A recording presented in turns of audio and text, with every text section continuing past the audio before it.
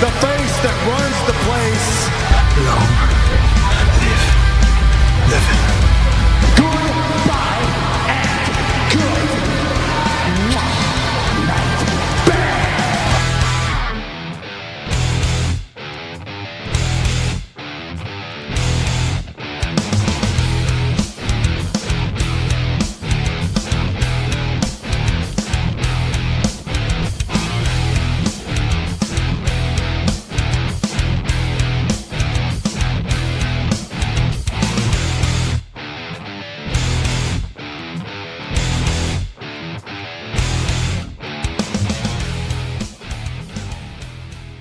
How's it going, folks? Welcome to another edition of The Kickouts, your weekly pro wrestling guides right here on 90.3 Near FM, on all good podcasting providers, and on the EMC Podcast Network.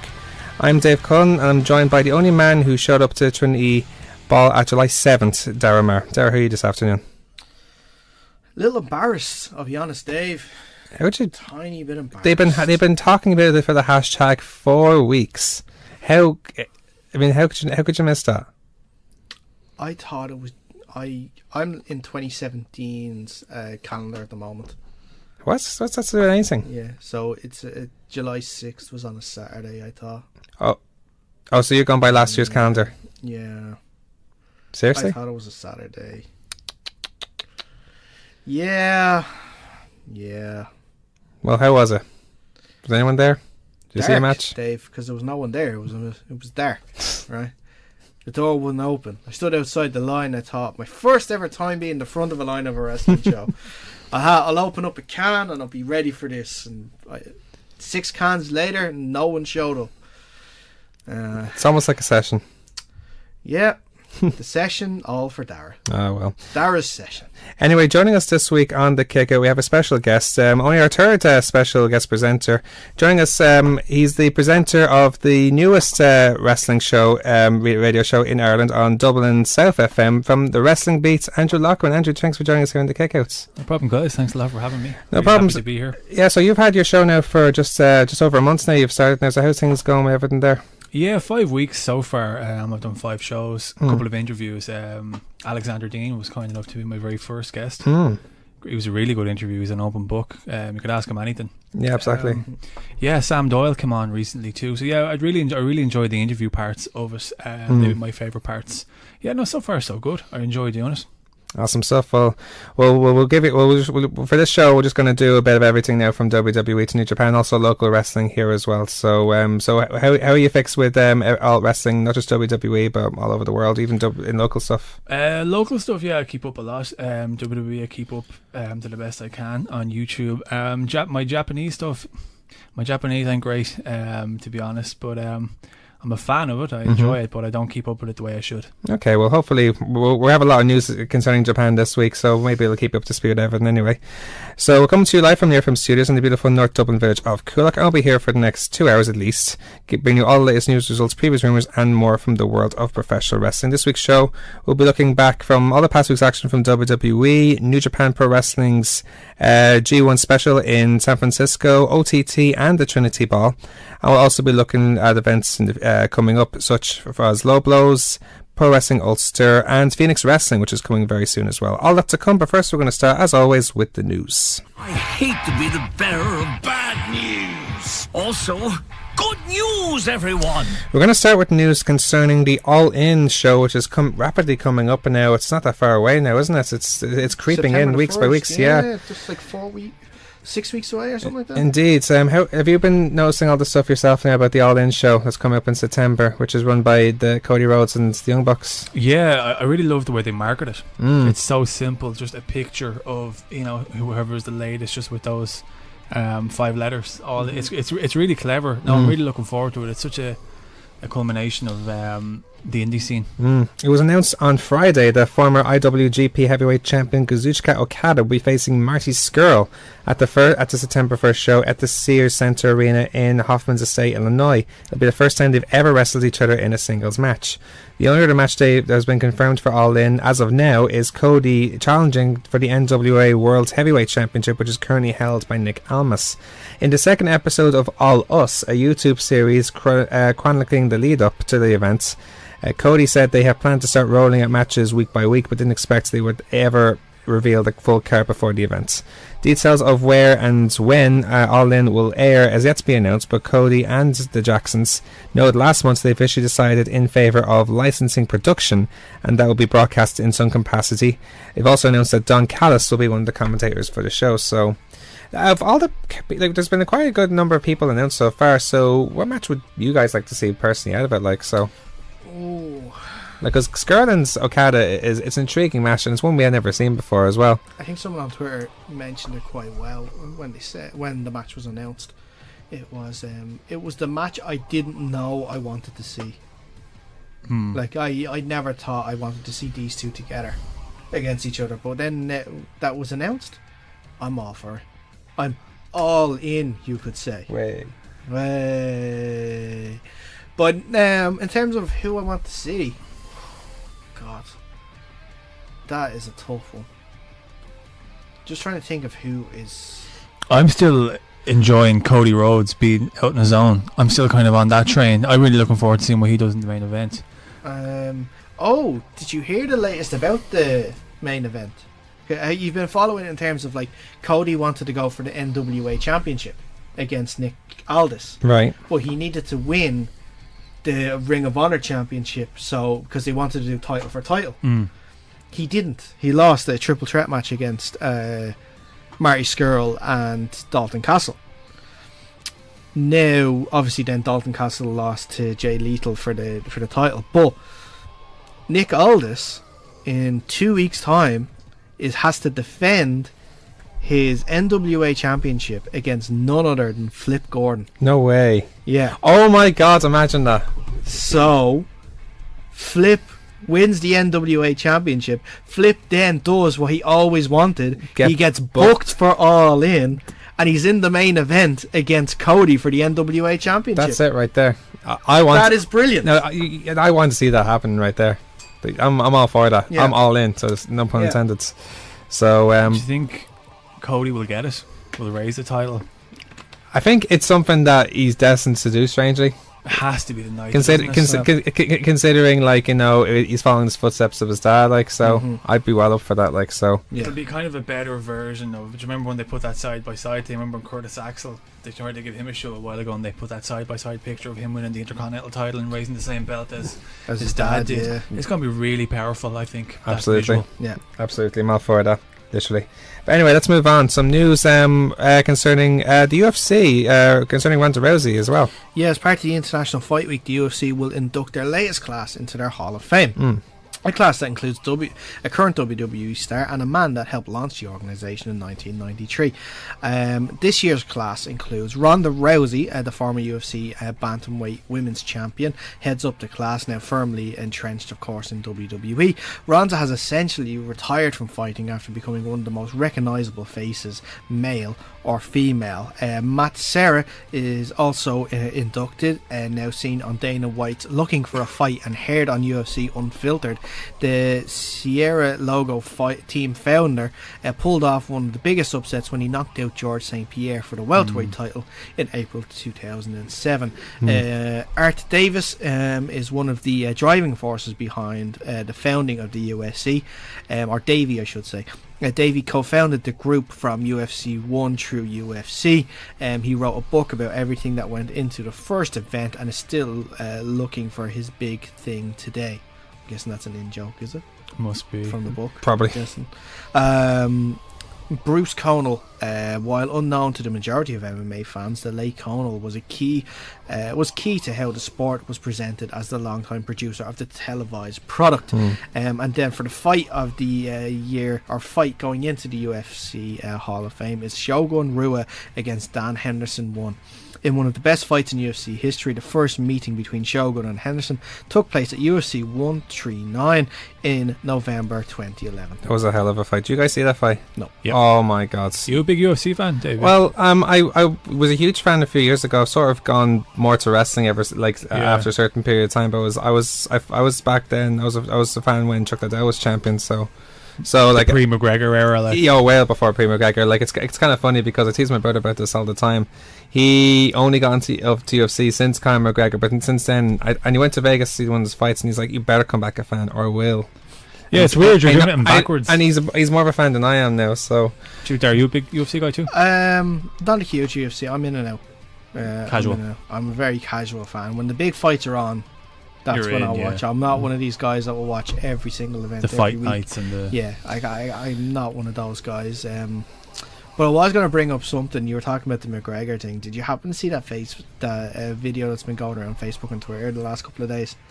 One of Conor McGregor's post weigh-in interviews with Ariel Helwani. Oh yeah. Again, I think it was going up for this David Seaver fight. They slowed it down completely. I seen it today. Yeah.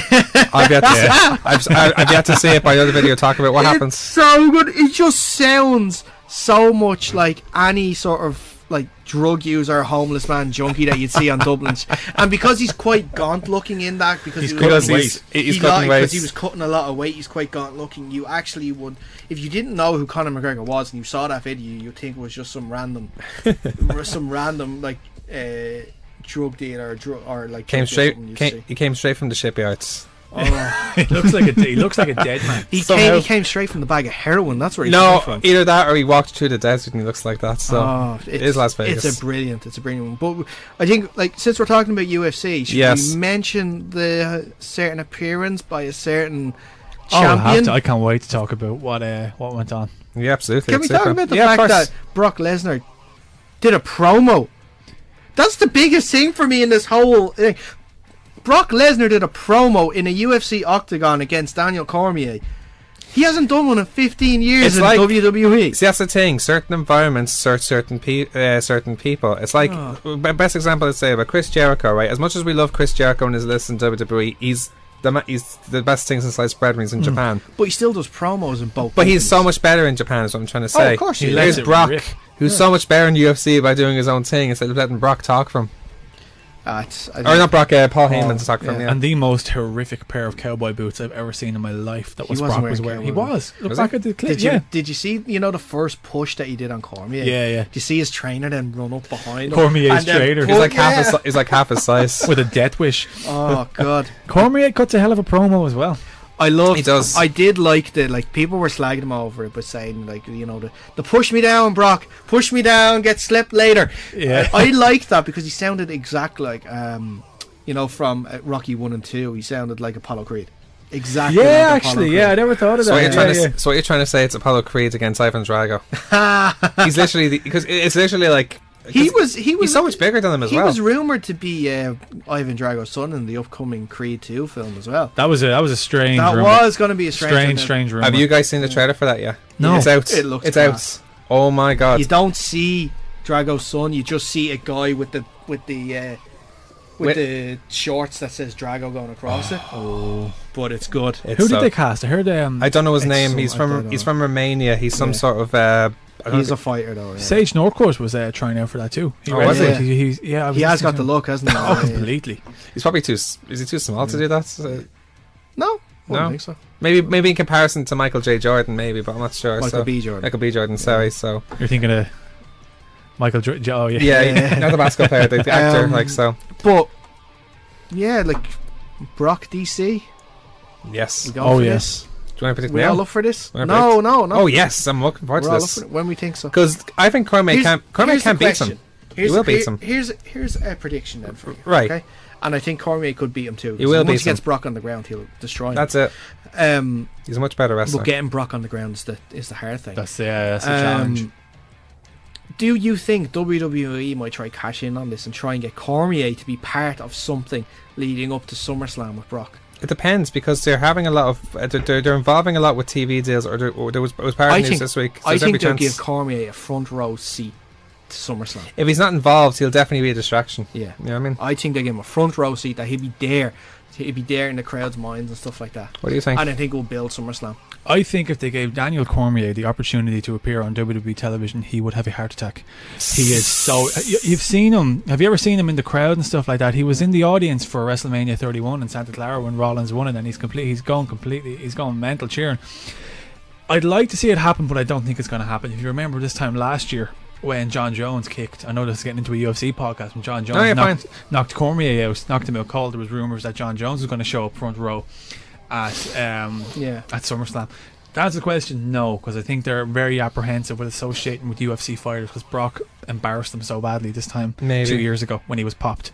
Yeah, that's a good point. So no, sorry to there is be that guy, a lot of people though within, like, I know a good few fans that are like really hardcore UFC MMA fans, and they're under the belief that the UFC knew about Brock's drug taking in the lead up to that, and they allowed it. That's getting very conspiracy, isn't it? Yeah. I don't know. I don't think so. For a lot of people to say it though, that's the thing. See, Brock was in the pre-USADA era. Yeah. You know what I mean? Yeah. I mean, and when he came back, clearly somebody didn't give him the memo. Okay, I'll retract that. Instead of saying they let him do it, and I think more they turned a blind eye. Yeah, to that's probably a better way. They plead. They didn't care. Yeah, sort of thing. Like they could plead ignorance. It's like that old Tommy Tiernan joke about the Olympics, that he'd love to see. He'd love to see the Olympics on drugs. Let them. Do you know what I mean? Yeah. I think the same way. I think he took drugs himself. I'll go for a bride to PJ. That's so funny. We'll move on anyway.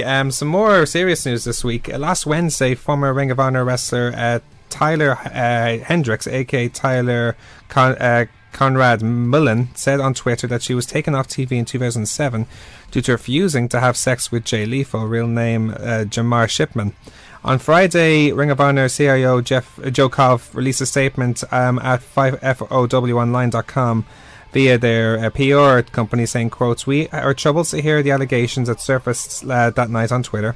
We take these matters very seriously and will be investigating the situation thoroughly, reviewing all evidence related to the matter. Ring of Honor strives to provide an environment and workplace where male and female wrestlers are free from any misconduct or abuse. We will take appropriate action upon the conclusion of our findings."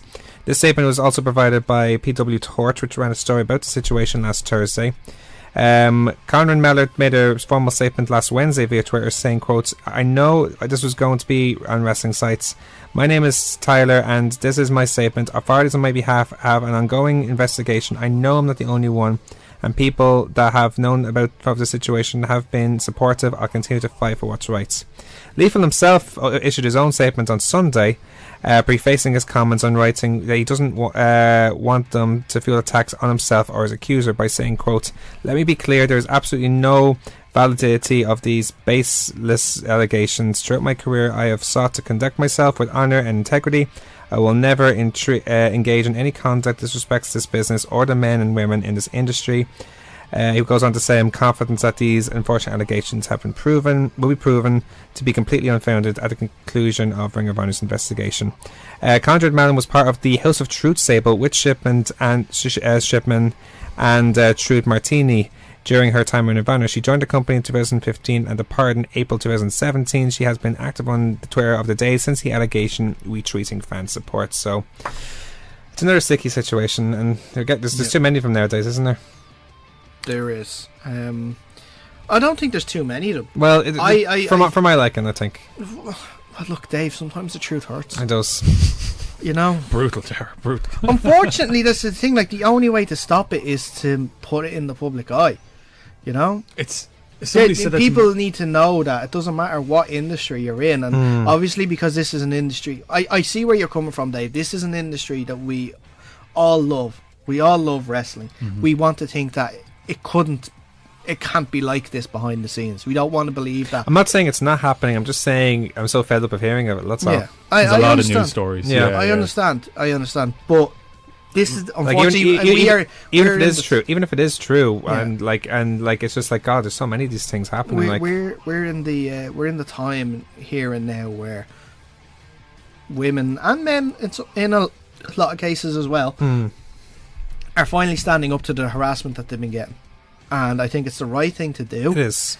Now, obviously, in that you're going to get some people who are going to falsely claim stuff like this as well, and we get into this whole, like, when these allegations are made, there's like, what's going to happen now with that wrestler? We don't know if the allegations are true or not. Like, the perfect examples is the likes of the Bram thing and stuff, you know, where he was found not guilty. He's never been convicted of anything. Rich Swann to an extent too. Enzo. That's look at the Enzo story. He lost his gig over that. Exactly. They didn't actually technically do anything wrong in the eyes of the law, but because the allegation is there, that has really like put a stop to their career. It's even happened on this island as well. It happens everywhere. It happens everywhere. Like, there was British wrestling was in a horrible place this time last year because of the amount of allegations that was coming out with it too. We don't want to see. We don't. Obviously, you never want this stuff to happen in the first place. Yeah. But for it to stop, it needs to be exposed. If you know what I mean. And the worst has to just be squeezed out. You know, like off. like for a wound to heal, you need to sort of like let it heal, and by itself, you can't hide it away. Right? I don't know. It's a more unique situation. Something like that. Some sort of analogy like that. I get you. It's a slightly more unique situation in the fact that this is not as necessarily an accusation directly towards Lethal. It's probably towards the management that points at Lethal, if that makes sense. It's a bit convoluted. Exactly. Story, you know, it is convoluted. Yeah, so we'll just have to see what happens like with this sort of story. We'll move on in the meantime. An injury update concerning Hiromu Takahashi. Yeah, unfortunate news coming out from the G1 special last week. While not confirming the exact injury that he suffered, New Japan Pro Wrestling provided a few additional details on Hiromu Takahashi's condition in an update from the New Japan special, the G1 special at the Cow Palace last weekend. New Japan officially announced that Takahashi had been hospitalised after suffering a neck injury during his IWGP Junior Heavyweight Championship defence against Dragon Lee at the Cow Palace. They noticed that Takahashi is currently undergoing a thorough evaluation, but is conscious and is able to sit and talk. And they later noted that Takahashi was able to travel back to Japan on Wednesday, where he will proceed with treatment. Kenny Omega also posted an out-of-character tweet on Monday where he asked everyone to pray for Takahashi's recovery. He says, as everyone may know, Kenny Omega isn't an LIJ guy whatsoever, but there is no mistaking that Hiromu was one of, if not our company's brightest current /future stars. Let's pray for his recovery. Now, for your sake, just to fill you in on this, Hiromu Takahashi is he's their junior heavyweight champion at the moment. He's one of the most entertaining wrestlers you can watch in Japan. He's one of their guys in New Japan, like 100%. He has this fantastic rivalry with Dragon Lee, like that goes from Mexico. Like, they've wrestled really all over the world, but they're like another answer to Kevin Steen and El Generico, or Kevin Owens and Sami Zayn. They always have fantastic, brutal, heavy-hitting matches all the time. Chemistry, yeah. In this case, the bump on this was all over, was everywhere. I did see the gif. It's such a nasty bump, and the way he took it, it was literally head first, and the way he folded on his neck. Oh, across the shoulders. I hate seeing anything like that happen. Yeah. And you see it so many times. It was just unfortunate the way this one. Like, I've seen it landed perfectly at some occasions, but just it was awful. Like, and it couldn't happen at the worst time for him because the thing with Takahashi, he's one of those guys that like, almost in contrast to Roman Reigns, the public wants him to be successful. He wasn't light heavyweight he wasn't cruiserweight champion for like 9 to 10 months at some stage, when it was between Kushida, Will Ospreay and Marty Scurll who were champion in Japan. And then eventually Takahashi won after winning the Best of Super Juniors earlier on this year, and he's finally got it, and God, it couldn't happen the worst time, couldn't it? No, it was a pretty hard thing to watch. Hopefully it doesn't sound like the worst. I think the worst was some people were saying it was going to be a broken neck. Yeah. Hopefully it's not. But thankfully, neck injuries aren't the career ender they once were. Or the career shortener, really, wasn't it? Yeah. He's only a young wrestler. He's only in his mid-20s or something like that, so as well. I have to be concerned, though. Will he come back the same guy? In Austin, never came back. Although, I mean, he had his great success post the neck stuff. He was never the same performer. X-Pac made a tweet about that, actually, saying he had 2 neck injuries, and I think after his first one he came back to have one of his career with DX, so It kind of forces you're right. guys to work a little bit differently, but will that kind of work in Japan, though? Considering Takahashi's style, and he's nuts. He is a nutcase. Like how could I describe him? Like he flips, like he does moves that like are impossible to watch for most cruiserweights. By cruiserweights are like junior heavyweight standards. He just is on another level. Like, so he's it with craziness. So we all wish him a speedy recovery in the meantime here on the Kick Up. But we'll move on to another more injury news, but in a more odder side of things. It was reported that Jim Ross was in the emergency room. Oh, sorry, this is a different story. Sorry. Sorry, that's your news. Sorry, that's my mistake. We have actually returned from injury news, so I got mixed up with the news there. They're all dropping like flies, aren't they? This week there's a lot of stuff. There's been news confirmed that Takashi Morishima was set to return to the ring by the end of the year. He has made an appearance at a Raki Koju produced event held earlier during the week and announced his return to pro wrestling after a 3-year absence. Interestingly, his return bout was not to be for Pro Wrestling Noah, where he spent most of his career, but instead he will be for another Raki Choshu produced event called Genesis on October 15th. His opponent has not been named yet.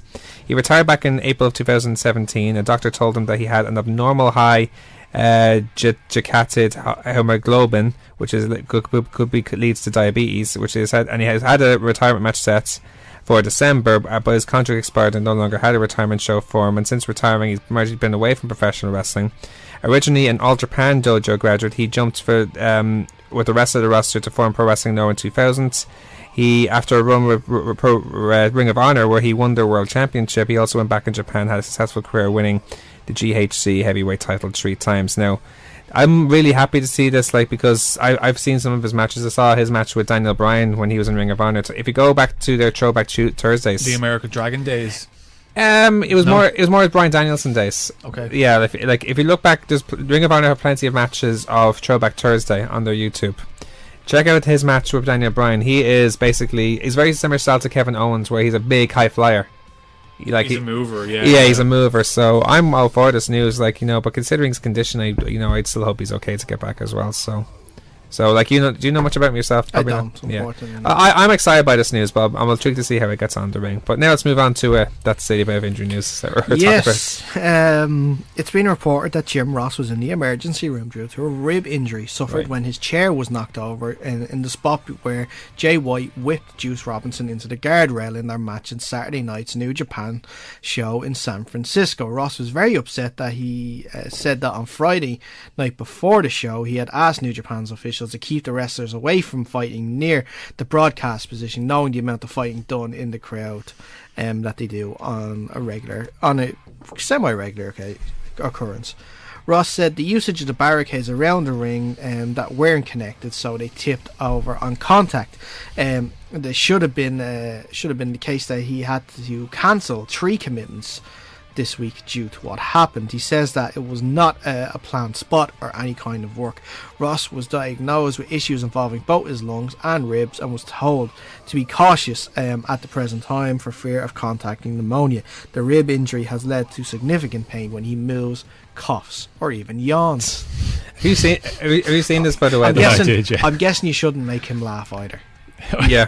It only hurts when I breathe. Yeah. Do you know that the Josh Barnett thing actually that was not a work either? No, he hopped in the ring. He was well angry. But Dave just made the opening there for a match between Josh Barnett and Jay White. Actually, no, he's lost the title. No, he's lost the title. Yep. That's actually I'd like to see that. Barnett was on Rogan's podcast on a couple of days ago. It's true. Did he talk about that actually? I didn't watch the whole thing. True. I just kind of took. I think it was before it happened, wasn't it? No, it was after. Was it? I'm pretty sure it was after. Rogan wouldn't talk about that stuff. No, he was talking about Jim Ross at the start. It was really strange because Rogan shuns wrestling. He's not a wrestling fan at all. He's not. It's a bit of shtick though. I think with him on his podcast when he makes fun of it, I think he probably knows a lot more. He definitely respects it. Whether or not he likes it, I doubt it. Oh, he knows. Like him himself, training so much, he knows how much goes into being a wrestler. He's probably more realistic about it as well. He probably looks more at the harshness of it as well, considering the lifestyle of a wrestler, which, let's be honest, isn't the easiest lifestyle in the world unless you love it.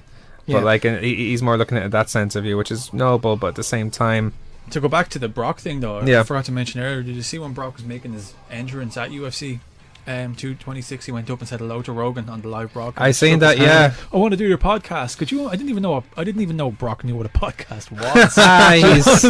See, because of his character, I imagine everyone thinks he's dumber than he actually is, but he's probably Not that he's dumber, he's just secluded. Yeah, but that's what we don't know. He's probably lives in a compound in Saskatchewan. And no, he has doesn't like have a farm and everything. Doing he crosswords. stays on that. Like, I heard it's like I don't know. You always hear these things like it's like a compound and there's walls around. That's Heyman though, probably adding to the allure. I'd love to see. Imagine Brock sitting down for 3 hours to just talk. Yeah. For once. It was strange enough watching him on Austin's podcast a couple of years back. It was a strange experience, but poor old Jim Ross got an awful slap. Yeah, as they say in the country.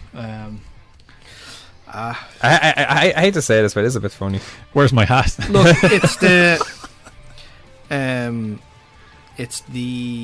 how can I say? It's a job hazard. It's part of the job. You know, it can happen. Just when you're a 66-year-old man, I'm sure that's not what you want. I know. A tough year and a half for poor old Jim Ross. Yeah, really is. It is great that what he's doing though. What he's kind of making the rounds, working for New Japan, working for. Obviously, he still commentates. I don't think he's coming back for the Mae Young Classic though. No, I don't think so either. So a few names were announced for that. Did you see that, by the way? Yeah, Caitlin's coming back for it. Caitlin's come back, and Rhea Ripley has been announced for it as well. Oh, really? Yeah. Oh, great. So she'll be coming back into it as well. Awesome stuff. Now, I'm confused. This next story is New Japan. That's me, is it? Mm-hmm. Okay, guys, we'll move on to just because of the shuffle. We made a shuffle. I promise we do plan these things out ahead. This is not a regular occurrence for us. New Japan will be back. They announced during their G1 special that they'll be back in the Los Angeles area this fall for a number of events.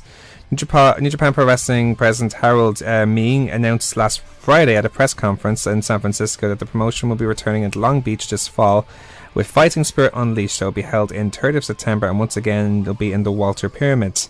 In addition, 2 shows featuring only Young Lion talent will take place in Anaheim, California at November 10th and November 11th. These shows will be called the Lions Break, possibly similar to the smaller scale Young Lion events held in Japan called Lionsgate Project. This will be the 3rd time that New Japan will run a big show in California this year. Along with Strong Style Evolved back in March, they'll be running one of their more ambitious international events yet tomorrow with the G1 special in San Francisco event at the Cow Palace. Which obviously didn't happen.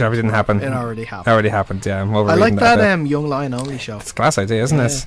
Like another thing with the New Japan is that they have this great similar to NXT. They have this great development process with the young lions. But they always wrestle the very first matches of pay-per-views, and you only wear black, and their finishers are only a Boston Crab. Do you ever notice that? No, it's not. No, and this goes back all the way to if you look back to shows years ago, you'll see Okada, Naito, and Tanahashi, who all of whom are the biggest stars they have right now, going through the same ropes. So you have Okada with you have Naito with the big carrot top on him now. Simple black hair. It's just like a tradition thing, is it? Oh yeah, 100%. They go through the training, Finn Balor did it. He went to Japan. He went through the same system. You have Juice Robinson and Jay White went through the same thing as well. They all have clean cut, haircut. They all make food for the veterans and are in the ring, not being beat up by Minoru Suzuki, and eventually do an excursion outside and come back and be the wrestlers now. So I think I read that in Brock's book actually, that one of the things arriving to Japan, maybe it's not New Japan, that you have to take a slap at the chops from Antonio Inoki. Oh God. You have to it's like a welcome thing. Yeah, I heard it was a slap in the face. Actually, yeah, slap in the face. Yeah. Jesus. Yeah, no thanks. Yeah.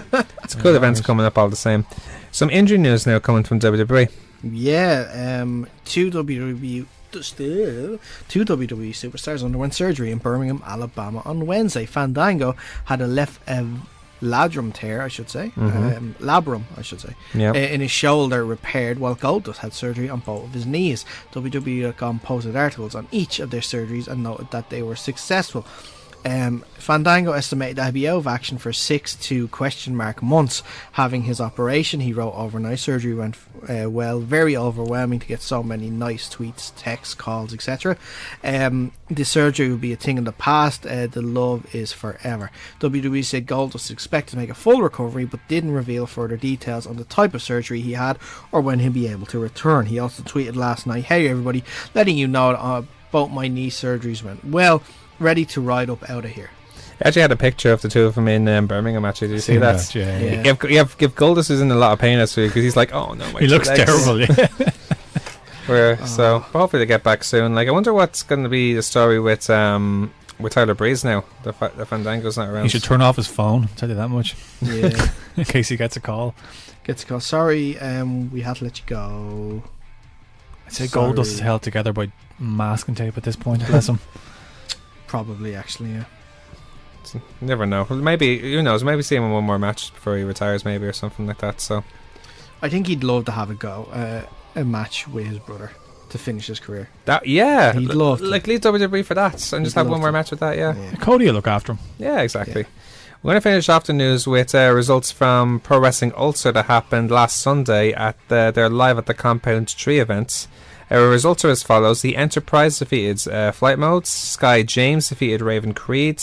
Martin Sears made his PW debut, defeating Bobby Diamond. In a tag warfare qualifier between Mitch Baxter and Big James against Lewis Alexander and Kevin Roberts, it was a no contest after outside interference from Nightmare Edition. Team New School, which is the team of LJ Cleary and Nathan Martin, they're tag team champions up there at the moment. Okay. And the women's champion Lauren LaRue defeated the Rocky Star Experience by pinfall. PWU champion Tim Steeds defeated Matt Grimshaw via submission in a non-title match. Rocky Star, the former champion, defeated Young Lion via pinfall. And the main event, Nathan Byrne defeated Prento by pinfall. So, like, they're actually putting up some good events. Like, that's another promotion. We've never seen a show there yet. Like, have you been up to Belfast to see any wrestling up there before? No, I haven't been up. I keep in the loop online, all right, but no, I haven't. I certainly haven't been up yet to Uatin in person. Have you guys? No, we're meaning to check out both PW and Uprising, because Uprising, they're doing some very good shows as well. Like the guys from the Kings of the North, they run that promotion. Oh, okay. I didn't realise they ran that. And they have a very good. They have some really good wrestlers coming up there as well. Like, so if you go to Contenders, like all the Mongols are from their system as well, I think. So they're really producing some good wrestlers, like, so down there, aren't they? They're coming from all over the map. All over the place, all over yeah. the Irish map at this point, yeah. Yeah, so it's definitely, and their tag warfare coming up in a couple of weeks. We'll be talking about that in Obviously Phoenix popping up, coming up as well. Yeah, exactly. We'll be talking about that as well. Some really good matches announced for that, isn't there? Yeah. Yeah, I think this was it 3 matches announced. at least. Yeah, there's 3 matches. That's the tag match between the lads Collar and Elbow and the Armstrongs. You've got Raven Creed and Valkyrie. Mm-hmm. You've got the Fatal 4-Way between, Michael May, Bruiser. Michael May, Bruiser, we know this. Ricky Combat. And Who have you got, Dave? Tell me who have you I actually got. don't know. Who have you got? Do you want me to find out for you right now? No, I'll tell you right now. I'll find out for you right now. I'll tell you right now. It's Terry Thatcher. yeah, damn it.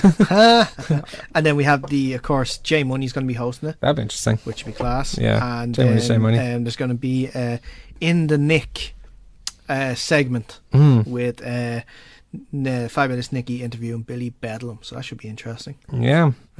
It's interesting. Like, I think it'd be. Oh, sorry, we also missed the announcement. LJ Cleary against Steve Savage. That's going to be a match. Yeah. Like, Steve Savage. I got talking to him actually last week at the show. Nice guy. yeah. Really nice guy. Absolutely. But anyway, that's all our news for this week. We're going to take a quick break. When you return, we will start our results of the week with the G1 special. You're listening to the Electronic Media Collective Podcast Network. Yeah, it's a mouthful. For more great shows, visit electronicmediacollective.com. We're back here on The Kickouts, your weekly pro wrestling guides. Now let's continue on our show now with our results of the week. Oh my God! What the hell is going on? Oh my God! We have a lot to get through. We're going to start with New Japan Pro Wrestling's G1 special.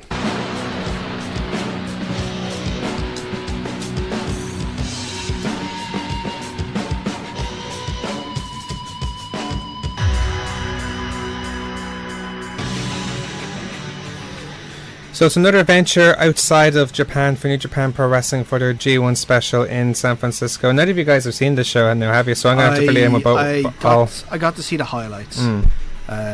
This week has been absolutely crazy with stuff obviously outside of wrestling. We'll get to it. I haven't had the chance to actually sit down and watch stuff properly. It's been like highlight videos. It seems like this match is sort of like another showcase for New Japan Pro Wrestling, but they're also resolving a completely new storyline, a very intriguing one to this one going on involving the Bullet Club. Now, are you familiar yourself, Andrew, with the situation with the Bullet Club? Oh yeah. Do you watch the Being the Elite stuff on Yes, YouTube? I do. Yeah, that's really the best way you can keep. That's the storyline in wrestling, probably bar Tommaso Ciampa and Johnny Gargano. Yeah, it's a great argue. thread.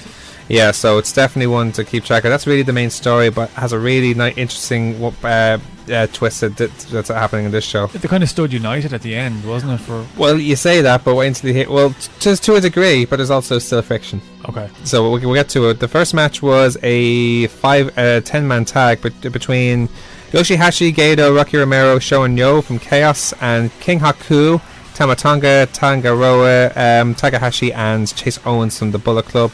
Haku can still move, can't He can he? Like Haku, remember Haku? Oh, back in the- yeah. He is the father Dang. of the Gorillas of Destiny. Tamatonga and Tangaroa, he's their father. So, and he has relations with The Rock, like, and stuff like that even now. So it was a good match. It was a simple opening match. I'd say he'd still knock you into another time zone. Oh, you Haku. would, yeah. Still looks You would. heavy-handed. Yeah, he looks great. He hit a pile driver on Romero at one stage, like a very good one as well. It ended with the suicide dive from Romero. Haku came in and got the Tongan death grip on Gedo, and then Tonga finished off with the stunned gun for the win.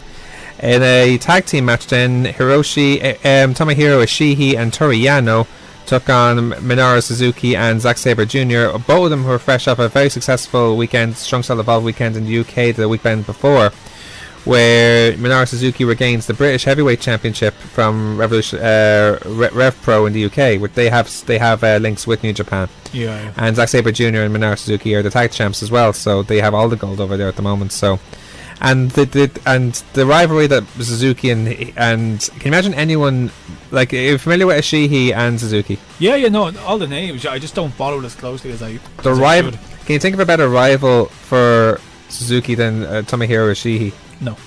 They just go at it straight away, kicking the crap out of each other. And then you have Zack Sabre Jr., who's trying to go away from the taunts of Toru Yano.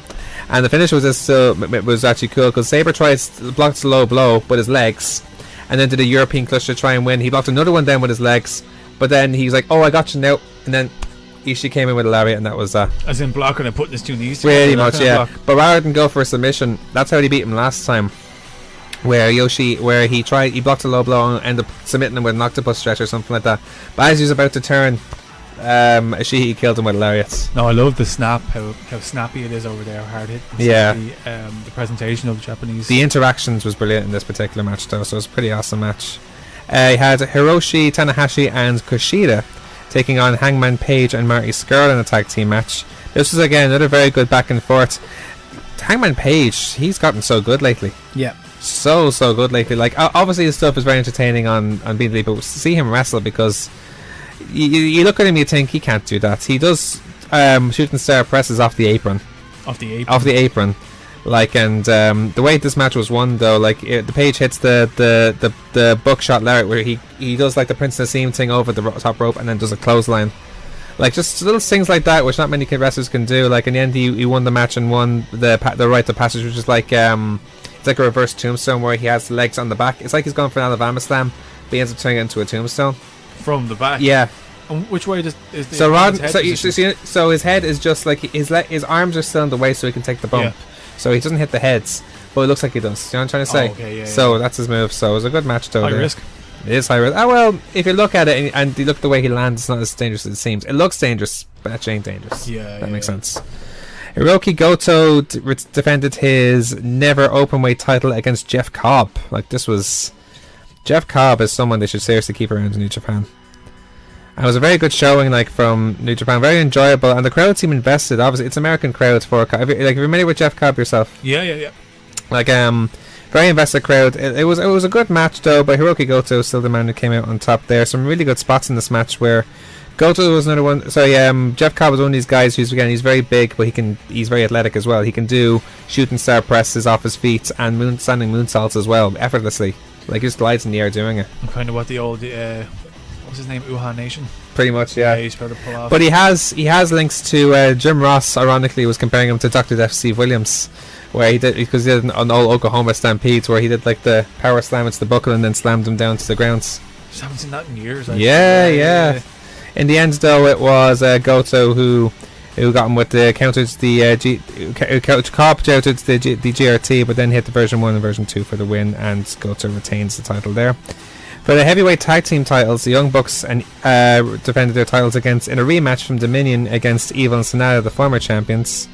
Again, the only thing about this match, I say that there was a ref bump that was there. There was probably that wasn't necessary. But beyond that, though, like, you know, everyone who would probably look at the Young Bucks would say, you know, there's a period maybe when Young Bucks were only seen as guys who could do spots. Yeah. But now they've become such good sellers and such good storytellers. Like, you know, how long has Matt Jackson been selling that back, for example? Do you know what I mean? Yeah, real long-term stuff. Exactly, no, yes. I really do like the Young Bucks. I remember that was kind of the rap on them for a long time. They were just, whatever the phrase is, spot monkeys. That's it. Yeah.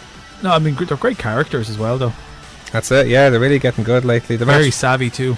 They're so ahead of the game for the wrestlers in terms of, like, they release new t-shirts every week. every week. Every week they have new t-shirt designs out, So- and I think that's probably the smartest thing, because having that sort of, how can I say, variety and choice, I think is a real thing that resonates with a lot of fans as well. That they can choose any sort of t-shirt they want. It's not the same one.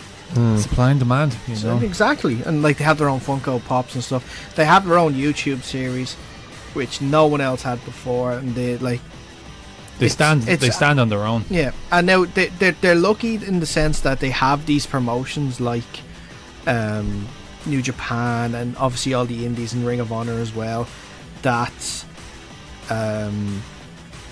that can play along with the story, that they can tie it in with their YouTube series, which helps helps everyone, that everybody wins, because you get the viewership with the YouTube series, and then if you tie that into, that will make people want to watch the events.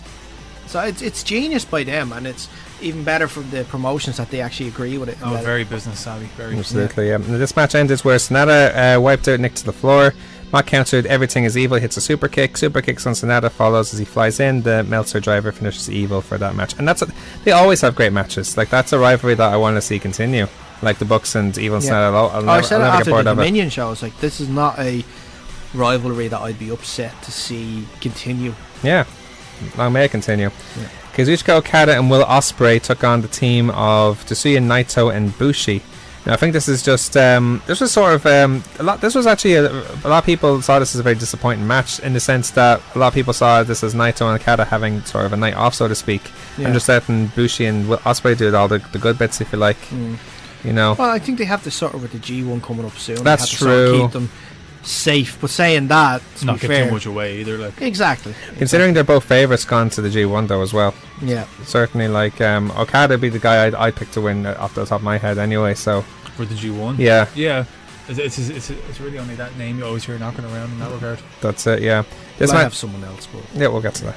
Okada dropkick Naito and then Billy Brawl to the floor. Then Ospreay fires up, hits the Robinson special and Stormbreaker finisher for the win there.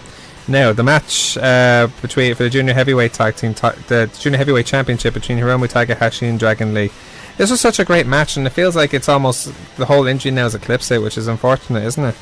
And it's always a great match. Any like time an injury as serious as that happens, it always overshadows the match. And overshadows the night pretty much, I think. The whole night. I think so. I think it does, yeah. More so, well, we didn't know too much of the injury until afterwards, so I won't fully agree with you there. But when you're thinking back to the night. Yeah, maybe. You know? Yeah, looking back, I agree with you, but overall, yeah. So, again, this match, obviously, after the Dragon Driver gone wrong, just Lee followed up with like a Desikora for a good near fall, but then Takahashi bounced back with Destroyer to another near fall before finally hitting the time bomb for the win there. So Juice Robinson took on Juice Robinson for the US Championship. This was my match of the night. Now, if you want to watch one match, if you want to watch one match from this whole show, it's this match for sure. So, like, obviously, the funniest bit obviously is when Josh Barnett said, "You done effed up now," like, and tried to kill Jay White. But this is the Jay White's by far his best match in New Japan, by far. He was like, I was a little underwhelmed by Jay White since he came in with the Switchblade. Always delivered now, because there was so much build behind who Switchblade was and stuff like that. And I wasn't disappointed to see Jay White add Switchblade, but just some of the matches I thought were just a little underwhelming and disappointing. There was concerns for both Juice and Jay, because here's Juice, who wasn't really the most over man in... He was over enough in Japan. They love him in Japan. Yeah. But in the United States, he isn't that over at all. In fact, What was his name in NXT? CJ Parker.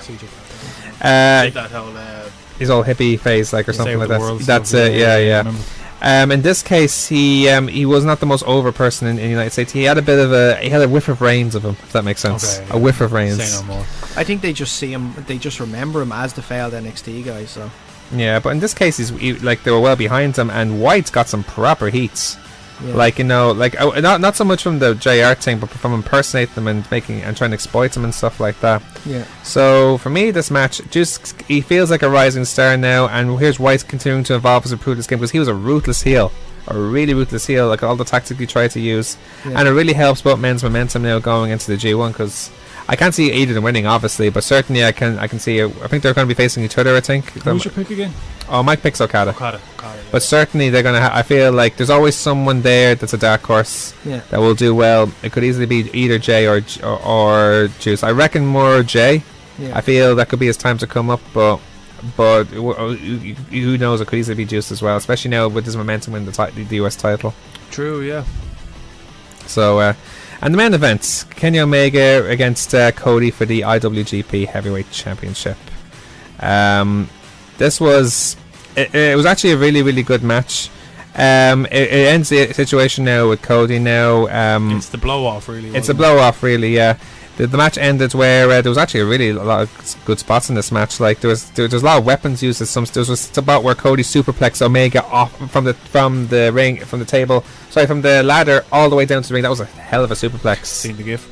Oh, that was madness. That table spot though was pretty it was awful. Yeah, where Omega tosses Cody over the ring and the table doesn't break, and the way he hits his head bounces is awful. His head off the table, literally. yeah. And in a way, you almost think that was well booked, because everyone was concerned, from the Young Bucks to he's taking time off, isn't he, Cody? Well, to do a movie. Yeah, I heard about that. Yeah, doing a movie. No, a TV show. Yeah, Arrow. He's going back to Arrow. I think it probably would be Arrow. I'm guessing. Most likely Arrow. I Yeah. love seeing some Stephen Amell. Yeah. Anyway, the double hook pile driver for 2, and then another V trigger, and One Winged Angel finally connects for Omega to win. It's after the match where it gets interesting though, because Omega helps Cody post match, just feet after the match.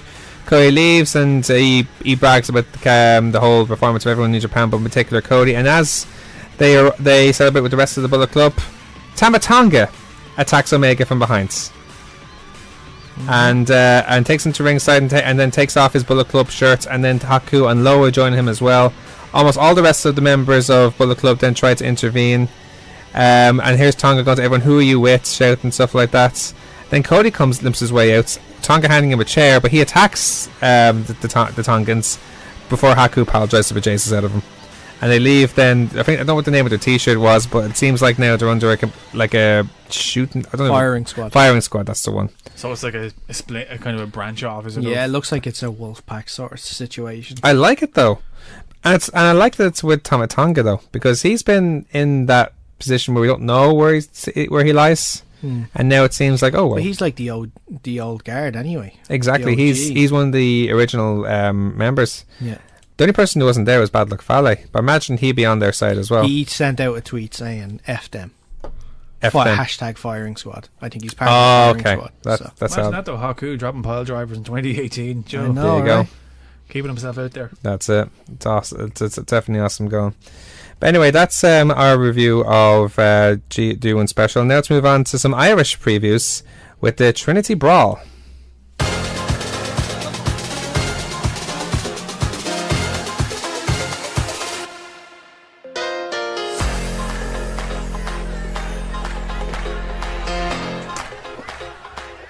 Very nice music choice. You'd think this was the song that would represent this easily, wouldn't it? Yeah. It kind of goes with the events in the way. Yeah. So for this show, I think none of us knew what we all were at this show. I think none of us knew what to expect from this show, did we? No. I walked into it. I had obviously I'd seen a couple of pictures of the venue. Everybody did the scaffold and stuff, and yeah. I walked in. It kind of took me a minute to adjust to it, but I was kind of looking around, going, "Oh, okay, right here. Where's the entrance going to be?" No, I thought it was a great setup, just so unique. I mentioned it during it. It was that I felt that it had a very ICW style feel, where the ring was very close to the entrance. Very similar to it, yeah. Yeah. And I like that. I liked how you have that. That's what I kept saying, like intimate. That's just Yeah. what came to me. Intimate. Yeah, Intimate. exactly. And the thing I was a little worried because obviously we were told it was a sellout. And when I saw that there was no chairs and stuff like that, it was going to be all standing. I was going to be a little worried we were going to be like sardines for a while, but we weren't at all, which I liked. We had our room to put our cans down, Yeah. which was the important thing. Yeah. And then everyone had their own like standing room, Brady room. Now it was hot as AF. I have to say. Was it Sean O'Casey level hot? Or? No, that was It a was whole up there. different stratosphere. That was a different stratosphere. It's up. I don't know. I Well, can't. maybe because it wasn't as bad for me because Sylvia had a fan she brought with her and she kept using it. And everyone kept and Amy, I borrowed one of her reptilian overlord masks and use it as a fan. So Oh, now you're thinking. I thought when I was in there while the place was filling up, I was initially concerned that someone was going to faint because it was so hot when there was about 10 people in there. imagine what the wrestlers were like then. Oh, I can't imagine performing in that. What was the name of Jay Money's butler? Alphonse? Alphonse, was that his name? Alfonso or Alphonse? Alphonse. I loved him and the announcer's performance, them bantering together. I thought it was really funny. The blend of theatre and kind of wrestling, hand in hand, it Yeah. worked. Like it really did. I sort of half expected something like that. There's a bit of theatre to go on, like especially it is the players' theatre Players' after all. theatre, So, but no, it was interrupted at the start. Then when Justy and Alexander Dean came off, before Justy ends up having an impromptu match with the Super Nintendo. And this was like a match that. How long was this match? Overall? 3 hours. It was 3 hours. It was longer than Okada and Omega. Okay, by that scoring alone, because it's it's double the length of that type of match. It's like a 14-star match then. If Two Dave Meltzer 7 saw it would be anyway. Yeah. The match ended up heading to the sound booth at the start. Before we see it, a series of clips of the matches taking place around the theatre. At one stage, Justy got back chopped into a skip. At one stage, when the Super Nintendo was spinned inside whilst in a big tire. That was so funny. That was brilliant. That was brilliant. Peter Griffin chicken fight. That's what it was, and it was brilliant. I really enjoyed it. Have that threaded the whole way throughout the show. It was just clever and it took a lot of work. Yeah, they continued the match in the men's room before the Super Nintendo hid under a cardboard box whilst Justy was looking for it. And I kept following him as well. Just stuff like that. Yeah. The match continued at ringside and between matches, and just even falling down the stairs at one stage as well. So, I think is that what did his knee? I wonder. It was the moonsault. I think it was the moonsault. Oh yeah! Sure. Shout out to Justy, by the way. He recently got a knee injury where he's out for 46 weeks. Patella injury. Wasn't Yeah, it? so- Separated his kneecap. That's what he said on Twitter. Yeah. So we wish him all the best in his recovery. The match eventually ended up back where the Super Nintendo once again attacked Justy from the big box, and he finished him off Mortal Kombat style with a brainbuster after Justy missed that moonsault on the box. Yeah. So it was an 8 Metal star. Gear Solid style box. Brilliant. Love it. So it was a 8-star match due to its length. 10.75. What do you think? Yeah, I'll second that. Yeah, no, I really enjoyed it. I really enjoyed it. It must have took a lot of work. Yeah, I mean, it had everything. I mean, it was serious, it was funny, it was entertaining. I really enjoyed it. Liam Royal and Martin Steers took on Admiral Sexy, the father of Captain Sexy, and Andy Steele, who looks like an old school Tommy Dreamer. Now, if we look back to the really old school ECW, Chippendale Tommy Dreamer. Tommy Dreamer had this Chippendale gimmick when he first started. Oh, with the straps. And That's stuff. it, yeah. So that's where that came from. It was a funny lead up to the match. I don't know if you two checked it out. They had some video lead up to this. I saw some of them. Yeah, you having protein shakes instead of rock shandy, and I liked them. Yeah. Yeah, and Martin Stairs was literally like SpongeBob needing water. Like, I need it. He's a character. Yeah, he's really funny. He's only young. He's don't know how old. He's probably 16, 17 or something like that. Yeah, all those guys who are up and coming. We say all the time on the show they're disgustingly young at the moment. Yeah. Like Darren Carney, he just turned 20 this week. Happy birthday, late birthday, Darren, if you're listening. He only turned 20 years old. You have Scotty Davis, who's Nathan Martin. Scotty Davis is only 17, isn't he? Yes. Nathan Martin just finished his leaving certs. You know, it's And ridiculous. he's Irish tag team champion. That's it. It's madness, Why isn't are it? we so old? No, stop. We It's say like so 10 much. years on some of those guys. Oh god. Anyway, Andy Steele, as I said, like he was tagging with Captain Sexy's father, Admiral Sexy, who demonstrated probably the slowest wrist locks ever seen. Waist locks, I should say. Don't know what you're talking about, Dave. I think they were quite normal speed. I think your eyes were just in slow-mo for that. Was it just me? Yeah, I think it was just you. There was a bit of a Mick Foley moment at one stage with Sexy falling, I think, wasn't there? I don't know. I think the referee had some explaining to do, allowing that foreign object in the ring the whole time. You've been at me the whole time about that, yeah. So yeah, it's a foreign object. it was a great match in the end. Eventually, Steers beats Sexy Senior with a frog splash for the match. Eventually, he got his. The rock shandy was the difference in the end. Everyone had some rock shandy. It was a difference in the end. Now, Dmitry Krakovic. Who was the name of the person who was ringside for that? There's been many. Who are you talking about? Who accompanied? Yeah. Oh, I have no idea. I forget his name. What was his name? Oh, for life of me, I forget. I really don't. I for life of me, I forget, man. Yeah. I have to look that back and go back on that. So, but in the meantime, Dmitry Krakovic took on Wreck-It Rogers 1-1. This was a very solid match. Krakovic is so impressive, isn't he? And he's Krakovic's great. I love the way he moves. There's something different the way he moves around the ring and his movements. He's very young as well. He's only 17 as well. But he's really over lately as well. Like, you know, like He's I got think great entrance music, actually. what? He's got great entrance music. Indeed, yeah. Something about it kind of draws you in. That's The yeah, whole gimmick in general, I think, just works so well. yeah. Yeah. Rogers was very solid himself. Like, although I may have maybe tried to appreciate his character too much when I was watching it, because I think at one stage he had a near fall, and I might have said number 2 to him a lot because he got a near fall.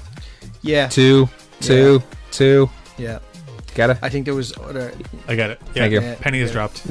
Penny has dropped finally. I think that was down to other things though, playing on his mind. What do you mean? Just the reaction he got in general. To be honest with Who's this? Rogers? you. Yeah. Because look, it's well established at the moment why he's in the situation that he's in. Now, for those who don't know, like, obviously, just I'm not gonna look. He made a comment on Twitter, right. okay, and he admits himself it was the wrong thing, okay, and unfortunately, there are a lot of people now. The comments obviously were out of hand, and I do not support those comments. I do not agree with those comments at all. I don't think any right thinking person would. Right. But he's a young guy who thought he could capitalise on something that was trending's not the word that I'm looking for, but something that was so prevalent in the news, and try and put maybe a comedic spin on it.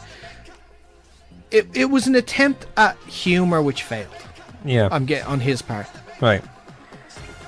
And it failed in the worst way possible for him, because a lot of people I think a lot of people purposely went out of their way to try and put him out of wrestling. And I don't like that.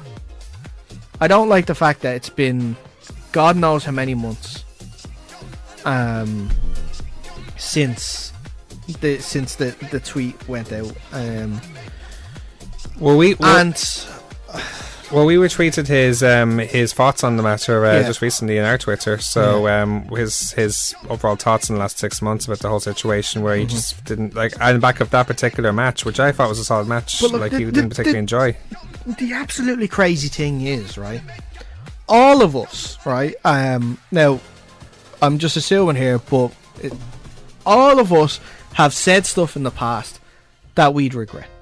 We said the wrong thing in passing at one stage or another in all of our lives. I think we can all agree with that. Yeah. You know, we've apologised and things have moved on. Right. Why is it now that he said something, he apologised, but people don't seem to be able to move on with it?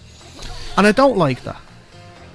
I think this guy obviously loves wrestling, because he's trained long and hard enough for it. If you follow his Instagram, you see he's doing a 365-day gym challenge at the moment, where he goes to the gym every day for a full year. Wow. You know? So he's obviously trying his hardest to get as good as he can at wrestling. I'm sure he's going to wrestling training as much as he's going to the gym as well. Why do people want to ruin this on him? Over one comment that was made that was upsetting. Now, I I don't understand it. Which, as you've said, he's already gone apologised for it numerous He's times. apologised for it numerous times. Yeah. I guess sometimes, just like move on. I guess in occasions like this, or certainly maybe in the situation we are with social media, there are cases. I'm just going by what you're saying. We like, talked about it during the news with the Tyler Hendricks thing. Yeah, we were moving on. Like, it is a thing that we have to bring up. We have to bring up these things, but he's not. He didn't. He said something. He didn't do anything. And I think I don't know. Maybe some people are having personal vendettas and they're trying to push this. We don't know. But like, if there's anybody else there, just the next time you see him at a show, just support him. What's your thoughts on this, Andrew? I didn't know an awful lot about it till I was talking with you guys off air. Yeah, I seen Rogers do on .ie, my hometown recently, actually. Yeah. Solid. Yeah. Looks great. Looks the part. He's a good wrestler. He's a really good wrestler. He worked with Alexander Dean that night, actually, in the main event. It was a really good match.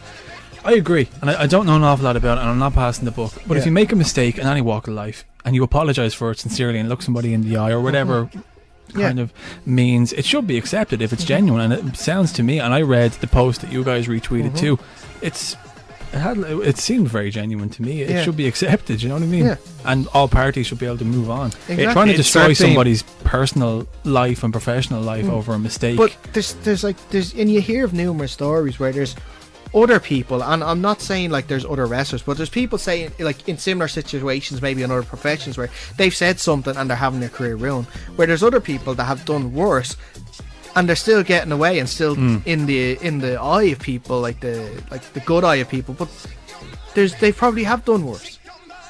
But yeah, the pitchforks come out, you know. Apart from the person that has probably done something that's not as bad. A lot of it is it's the nature of the beast with Twitter. It's like nobody is going to confront anybody like that face to face. It's easy to do it online. Do you know what I mean? And to hold a vendetta like that. But I wish him all the best. I've never met him personally. He seems like a really nice guy. Yeah. Great work. I really enjoyed his stuff with Dimitri on the show, and I've seen him previously on which was a very solid match, like on .ie as well.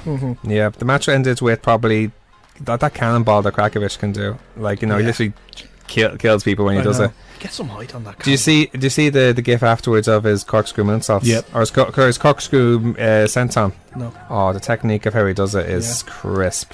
Can I make also just, it's not a part of, it's not this match, but it's the show in general. Yeah. I gotta give props for like the lighting and everything like that. It was fantastic during the night. Yeah. Great show. Sylvia, Sylvia, she's my girlfriend. She went to the show as well, but her sister is like a lighting tech and everything like that. And she does it for like the Helix and DCU and like stuff. Spark, like is it like that? Spark's that the name on it? I'm not too sure. She does freelance work. She's lighting operator. Yeah. Okay. Cool. She's lighting operator. Good. I used to do a bit of that myself. And she's got a few videos of it during the night and sent to her, and she was amazed by how good the quality is for like just a small wrestling show in Trinity and stuff like that. So much props to whoever did the lighting for that show. It was fantastic. Yeah, which I imagine wasn't easy as well, like, you know, all the colours and stuff. So everybody had something kind of individual too. Yeah. To a degree. I don't think any entrance looked the very same. Exactly, you're right. Everyone looks more unique. Yeah.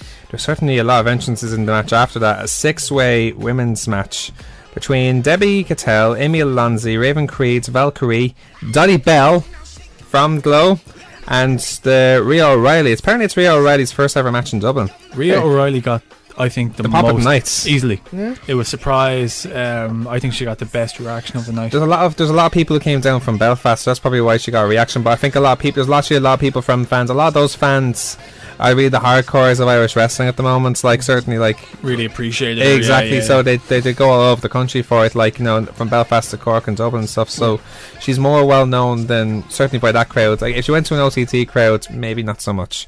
But for that hardcore crowd that was in this sort of match, easily well known. So great energy for when they were kind of squaring off. It was a great energy just to see. You know what I mean? Seeing them all square off. It was madness from the start. Can we talk about Debbie Cattell as a heel? She's excellent as a heel. It's fantastic. Really good stuff. Need to see more of that, I think. Do you think we'll see that in OTC though? I don't know. think If not OTT, definitely for the Fight Factory shows. I think we should have a look at that. It could be something fresh you could do for. Well, then again, the team. I was going to say Phoenix, but then again, if Raven Creed is there, she's a natural heel as well. So we'll have to see what happens. Debbie worked, I thought, coming out of the curtain from the moment she stepped out. Yeah. She had everybody's attention. Yeah, she did. 100%. That's she why controlled that crowd. That's why she's so appreciated. Like, you know, because she can and the faces she made the whole time as well were spot on as well. But so. knowing when to do them as well, Exactly, that stuff is, you know what I mean. It goes under the radar, and knowing when to look for reactions. I thought it was great. It's really funny bits in the match as well, where you had Rhea O'Reilly trying to be the mammy of the match by punishing Amy for swearing and forcing her into sitting in one of the corners while the rest of them fight. Sitting on the turnbuckle, yeah. And then eventually Amy died from everyone on the floor and sweared again on top of that. Then the heel Debbie eliminated Amy first from the match. Then Dolly revealed to be Katie Harvey. Probably the third time in that match. That was a great reveal when the wig came off, but then Katie revealed a few realised times, the so- jig was up and she did that pose. That got a good reaction too. It did, yeah, when she did her signature pose. Great pose. Yeah, and Rhea followed. Then both Dolly and Rhea were eliminated when they both fought for like a leg lock, but then Raven and Debbie submit them each with an armbar at the exact same time. Like that was a lovely finish. Then Valkyrie, who was then forced back there to behind the curtain by Raven, came back into the match and eliminated Raven before and eliminated her from the match. But then Raven attacked Valkyrie to chants of Raven's going home. I love those chants so much. Where if it's not football's coming home, which we're probably sick to death of hearing now, but at least we can. Not anymore. Not anymore. Not anymore. We know it's not coming home. Valkyrie looked. She took a nasty bump towards the Yeah, end. there was one. Yeah, I know the way you're talking about. It wasn't a bump. It was that spot where she thinks she tried to do. I think she just touched the spot where she goes on the ropes and she tries to cross body, but I think it blotched in that case. So no, she did it perfectly the night after an OTT. I don't know if it was a botch. It was something. She came off some sort of a throw or something. It looked like she landed. I don't know about that now. Didn't see that. I know I said that before. I remember seeing LJ Cleary do a dive at episode 5 of Fight Factory, and it looked like he hit his head. And I said, it turned out he was fine. Yeah. In the end, so it was Debbie who took advantage of Raven's attack by pinning Valkyrie for the win in a very good match. That was a really entertaining match. Yeah. Alexander Dean took on Steve Savage. Dean slated Savage from the start. This is probably the line of the night. Oh yeah, for being from Cork, which he isn't. He isn't even. First of all, Steve Savage is from Limerick. Yeah. Just so you know. Just so you know, Dean. He said he was from. No, he said you come from CCW. Oh yeah. CCW is the worst thing to come out of Cork since the assassination of Michael Collins, and that got so much heat. Yeah. There was people literally shouting and pointing their index fingers at, or pointing the middle finger at them. It was such anger. Another great. Even before Dean got on the mic, I thought his entrance was great. His mannerisms. Oh yeah. How he controls the mannerism with his hand and that stuff. I really enjoyed his entrance. Oh yeah, like he's before he even said a word. Absolutely, he doesn't have to talk. He's one of those guys who he can get away without talking, but he's so much better when he is. Like, a very solid match. But Savage picked up the win in the ends with a top rope elbow. It was actually a very good match. Now another very entertaining match. Jay Money against Angel Cruz. Probably a dream match going into this show. Yeah. Probably the entrance of the night is Cruz. Jay Money entered first of all very dramatically with an axe, followed by probably the entrance of the year by Jay Money coming down from the rafters to a crazy crowd reaction, and he's doing all this while coming down with the rain and literally. How's he going to top that one? Oh, God knows. Cruz had a great entrance too. He did. Some of that music it suits him. It really got everybody into it straight away. Coming up from the kind of the pit. Yeah, his entrance music doesn't even it's so well known that people could just sing it just like that. Yeah, it's such a song now. It's hilarious though. It's so many funny spots especially when Angel Cruz's atomic drop went wrong when his knee was ineffective against Jay Money's rock solid buttocks. Jay Money's his facials again. I hate to do it, but his facials are great. Oh, they're very good. Yeah, it's the way you can convey it to everybody in the place. Do you know what I mean? By one look. It is indeed. Jay Money tried to bribe the ref Hellboy a few times, and Rick at one stage as well, like for an advantage, which frustrated Angel. Like he tried to bribe everyone off, and he thought he collected enough money. He was talking to me. He said, "Oh, I could buy a new suit with this." Linus even got involved as ref for a brief period of time as well. But while Hellboy was down. which is hilarious. Angel eventually used his axe, which didn't have much effect. I discovered it was fake. Even that is funny because like you have all these really dangerous weapons that he has in OTT, and here he has like a pound shop axe. A pound shop axe, certainly.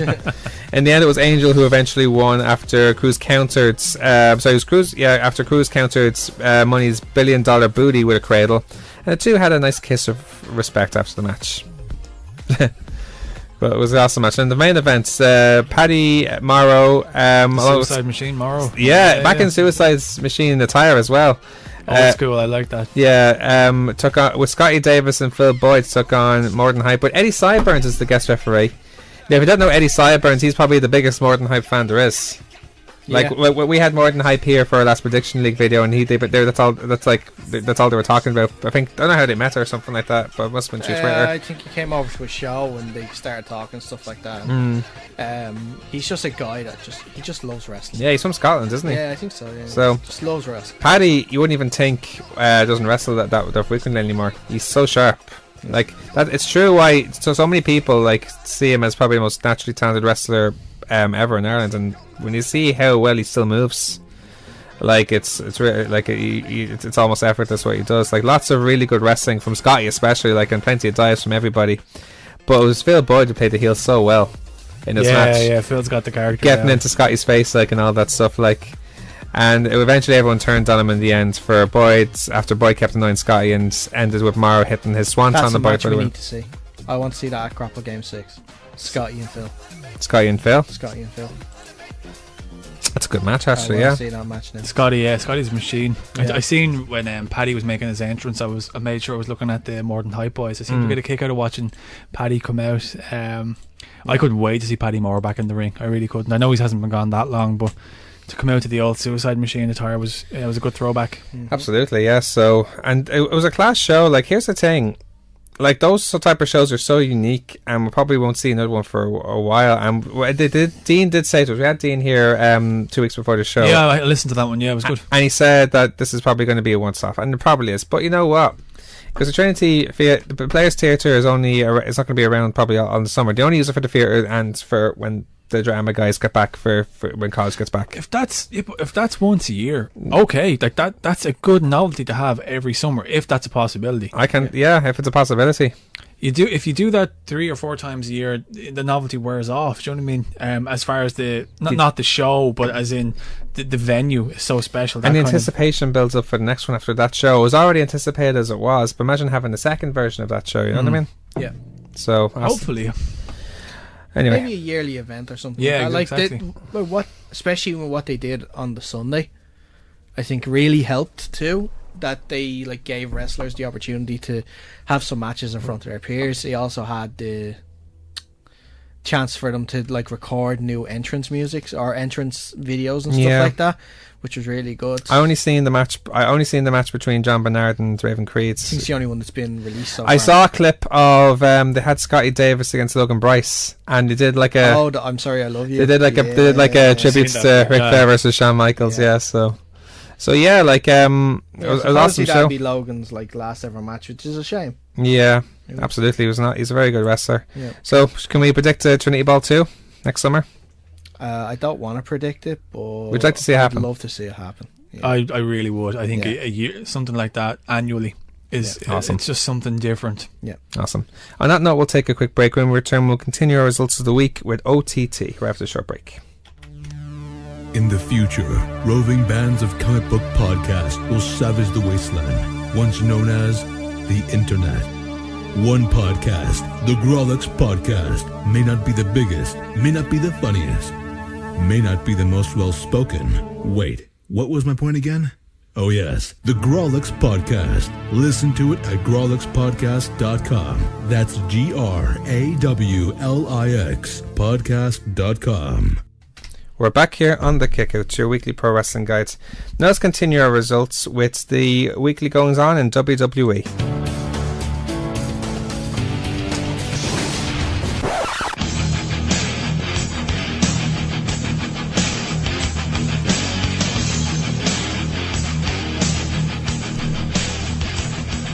We'll start off with Raw, like, here's the thing with Raw. Like, this week it came back in on the news that this week's Raw was the lowest rated in history. Are you surprised? Did you see the picture of SmackDown? Everything on the hard camera side was empty. Seriously? Yeah. See, the thing is, SmackDown's improving, but Raw... They have a lot of trouble filling the arenas, don't they? Yeah, they have that problem. It's not... I don't think it's that, like, SmackDown is improved. It's just the WWE product in general, I think people are just tired of. Yeah, I get the sense of that, and like in general, like overall, or certainly from the flagships anyway, the hardcore fans are always going to stick probably the better wrestling you see in NXT and 205. Yeah. But the overall casual fan, that the attention span is not worth it anymore. I think you could argue. They're not really into, I suppose, the mainly live event business anymore. Everything's kind of structured towards the special events, like the network and stuff, and the subscription stuff. They've been haven't found it. I mean, you've seen those reports of the empty seats and having to be tapered off a lot over the past few months. Yeah, the best parts of Raw for me were obviously the opening segments. Like, even though it's still a match I'm struggling to fully get invested in personally myself, that I really enjoyed that segment because it's what you want between these two. Because they're two bulls that you want to see fight, like between Reigns and Lashley, like, you know. And I'm all for that. Like, so that was good for me. And obviously the match between McIntyre and Rollins. Yeah, it was good stuff. Last match. Yeah, I think like those two feuds have been the highlights of Raw the last couple of weeks. It's just the fact that those two things unfortunately can't take up 3 hours. Yeah. You know, the other like 2 hours are pretty much just filler. It's the third hour that kills us. Yeah. It really does. It's never been the same. It's been like that 6 years now. Yeah. I get that, you know. Pretty much, yeah. Like, you had the bit with the kendo stick and with Bliss and Jack. So I had the bit. You had stuff that leads up to Extreme Rules, but isn't that it's okay? But like for a go home show, it wasn't very go homey, was it? We said it every time before a pay-per-view, unfortunately. Like, so. Yeah, it's not really the same. Yeah, they don't really structure it the same way they used to. Yeah, it's you have the situation with Braun and Kevin still Mojo Rawley and Noe Jose. I'm so glad that I don't have a match. I'm really so glad. Why? They have more counseling with Tasha and Bailey, which I don't understand. Just let them fight. If I was a counselor, we said this last week. Just let them fight. Let them get it out there. That's it. It's funny though that they're the ones that get the counselling, but there's Braun Strowman running around attempting tipping murder. Cars and attempting murder. But does he get counselling? No. He gets a briefcase. Yeah. That's it. Yeah. But no, he gets a steel cage match. That's what he gets. That main event though was such a good match because it was a really strong performance. Because it shows, as we said, and we have our prediction league that we recorded before this. Like, so you can check that out. It's up on our YouTube and Facebook right now. That shows that McIntyre is more than ready to be more than Dolph Psychic. You know, oh, absolutely. He's definitely the Diesel. The archetypical professional wrestler. He looks great. Yeah. He just the absolute size and scale of him. Probably another reason why they put him beside Ziggler, because he's a little bit on the smaller side height wise. I mean, it accentuates it even more. Meanwhile, Rollins is like easily their best performer on Raw. Probably in the whole WWE. You could make the arguments for the best all rounder in the company. 100%. 100%. From SmackDown now. Just have a quick gander at everything. First of all, Almas finally had a match. Finally, he probably hadn't had a match for a month. Yeah, well, he was delayed a bit because of the injury that Sin Cara had. That's why he was delayed. Yeah. Really? Yeah. It's kind of better though that they hold off. Yeah, they hold off and don't jump the gun and try to kind of throw something at the wall and hope it sticks. Yeah. Maybe. I don't know, but I suppose but like if he has that match and at least it's out of the way, maybe he can start something fresh now after Extreme Rules. Now that would make more sense. Yeah, because he's such a good wrestler. He had that match with Gargano. Well, his run as NXT champion I loved, but obviously that match with Gargano is one of the matches of the year. And that got off to such a shaky start, his career in NXT with the hat and the pimp stuff. It was touch and go there for a while with him, but he's hit his stride now in that capacity. With Selena Vega, she's such a huge addition to him. Yeah. Oh, she saved him. A big time. Oh, she saved 100%. him. Yeah. The whole show actually from SmackDown was pretty good. The only downside I can see is the Ellsworth stuff. Oh, don't get me started with it. I'm not, as I said in the prediction stuff earlier on, I can't stand him. He's stealing a living. Absolutely stealing a living. But the rest of the show was pretty awesome. It was great. But like, this was actually like all the difference between the build from this SmackDown and the build from Raw is actually felt more believable. It's more invested. It feels like more solid. Like, you know, like it feels way more of a go home show on SmackDown than Raw. You know what I'm saying? Yeah, I felt more like this is. I'm ready for a pay-per-view after watching this Yeah. and after watching the last one, you know. Even though I did make the joke, I was walking home from work on Tuesday with Peter, Yeah. friend of the show, hosts his own show, comic show. Should check it out. Superior Comic Show, really, really good.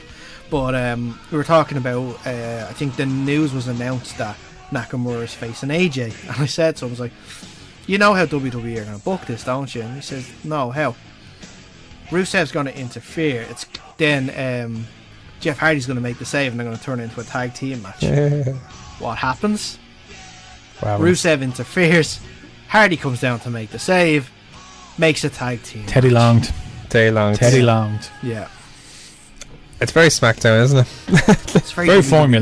formulaic. It's very Very- WWE. It's not Yeah. even SmackDown. Well, it's traditionally happened on SmackDown. Yeah. That's the thing. It's very SmackDown. yeah. But yeah, like the last match was pretty awesome as well. Like overall good during match. All the matches build solids to it. Like even little bits with Bryan and Miz in between. That's Miz TV was actually very entertaining. Good stuff, So yeah.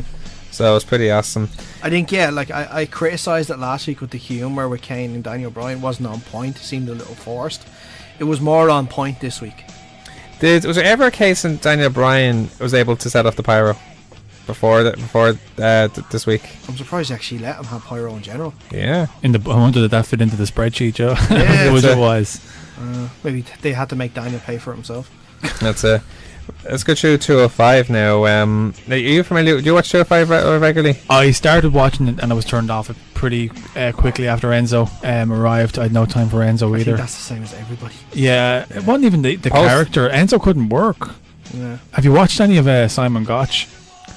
Yeah, he buries Enzo all the Oh time. dear, yeah. Brutally. Anytime he gets a chance, he does, which I don't like because it seems like it's a little bit just, Overdone. Yeah, you know, he's targeting. He's probably doing it right now, do you know what I mean, as we speak. He's Yeah, probably probably. off. He's probably cutting. right now a tweet about Enzo right Oh, now. he's so visceral about it. But yeah, no, to answer the question, Dave.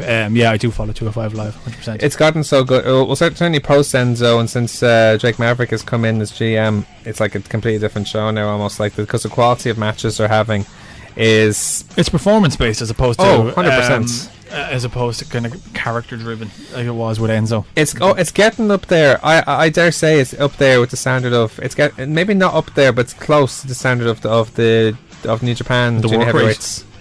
Yes, 100%. Buddy Murphy, for example, he is like their Kota Ibushi. Mr. Alexa Bliss, yeah. If you look at the styles between the two, they're actually very similar. I think the only thing about 205 Live is it could really benefit with being taped before SmackDown as opposed to after, because the crowd is worn out True, but and they can't appreciate really what's going on. maybe not enough. fully You're right there. Yeah. for the kind of the high tempo of what's going on. I just think it could really benefit with a change up and when it's taped. Does Does it mean people would still show up? I don't know. If people think, okay, SmackDown starting at 7 and 205 Live starting at 6, they'll probably show up at 7. I think what they don't want is they don't want crowds filing in. Remember with WrestleMania 32 in Yeah. Dallas, it was They don't want the images of crowds filing in during 205 Live. But if they if they see the crowd then leaving after, that's fine. It just looks It doesn't look as good. Well, maybe not even fine, but they seem to stop it. I think the way they have the camera set up anyway, Okay. they seem to have it gives enough people time if they want to leave. You know? Makes sense. In this card, anyway, there seems to be a new rivalry now between the Lucha House Party and Buddy Murphy and Tony Nese. Buddy Murphy and Tony Nese are now training partners, if you like. And the Lucha House Party, which is Kalisto, Lince Dorado, and Gran Metalik. Okay. And they had a rivalry before this with all the scientific wrestlers, Jack Gallagher, Brian Kendrick, and Tony Jugulak, sorry. And they ended up winning that in the 6-man a couple of weeks ago. And now they had a disqualification win on Kalisto against Tony Nese, and there was a huge brawl afterwards, so it leads to something there. Leo Rush now has recently joined 205 Live, by the way. I was reading, and yeah. is actually he is sharp as hell. He is Leo Rush, he's a great worker. He is so good, and he could be having he's going to have a match next week with Akira Tozawa. So that's like his first real proper program now. So I look It's a forward good to that pairing, match. really, isn't it? It's a really good pairing. The main events of this match was Cedric Alexander and Hideo Itami for the Cruiserweight title. twirl, Hideo. Yeah, like he's good. Like it was a good match. Here's the thing. I feel like even though he's slowly but surely getting back to his full thing, he's still nowhere near that Kenta level yet. Changing his name, it just, I don't know. Does it feel weird? Maybe. I think it's to him. It must do. It's like when luchas are kind of unmasked and they're never really. Well, it's interesting because it was in our news last week that he's going to go back to Noah for one match only against Marufuji. So he be already interested. did. What? I think he already did. He already did he? I think he already did. I think so. You sure that's not in a few weeks? When they were in that was in Japan when he was there. in Japan. Oh, okay. I must check that out then because I'll be curious to see what it's like then compared to now, or if it's a WWE environment that makes some difference compared to Know It, like, you know. Mm-hmm. But this was a really good match. Like there's the ended where because Atami is Atami. He's brutal. He strikes you and kicks you when you're down. Knees, elbows, feet, everything. That's everything. Wrists, knuckles. Everything but the kitchen sink. Tammy hits Rose Alexander in, covers for two. Alexander fights back, gets cut up by a spinning back fist and another, but then he counters that and then runs into a lumbar check, and that's that. Like, so, but it was a good main event. Like, but Alexander is such a strong champion at the moment. But when you look at also of all the people that are just up there in the backgrounds now, you have Drew Gulak, Tony Nese. You have Noam Dar, who's back there now, but he's having more of a rivalry with TJ Perkins at the moment. And there's still Mustafa Ali, who was in the match with Alexander at WrestleMania to win the title. Yeah. Excellent. Like that match he had with Murphy, as I said last week. Like there's so many good wrestlers there now, so many good rivalries. There's plenty to watch. Finally, we'll just talk about NXT for our WWE bit. They had Adam Cole taking on Adam Birch for the first time. Birch actually showed very competitive. Do you see NXT first and foremost? No, I didn't see it this week's. No. So this one is where they had Danny Birch, who was originally teamed up with Oney Lorcan, and had a fantastic tag match at Chicago Gone with Roderick Strong and Kyle O'Reilly. And they had Butch on his own against Adam Cole, and he actually gave him a good match, but it was actually a clean heel win in the end for Adam Cole. But it was a good showing from Birch as a singles wrestler. You had Candice LeRae getting the face of Shayna Baszler at one stage backstage, slapping her in the face and getting into a brawl.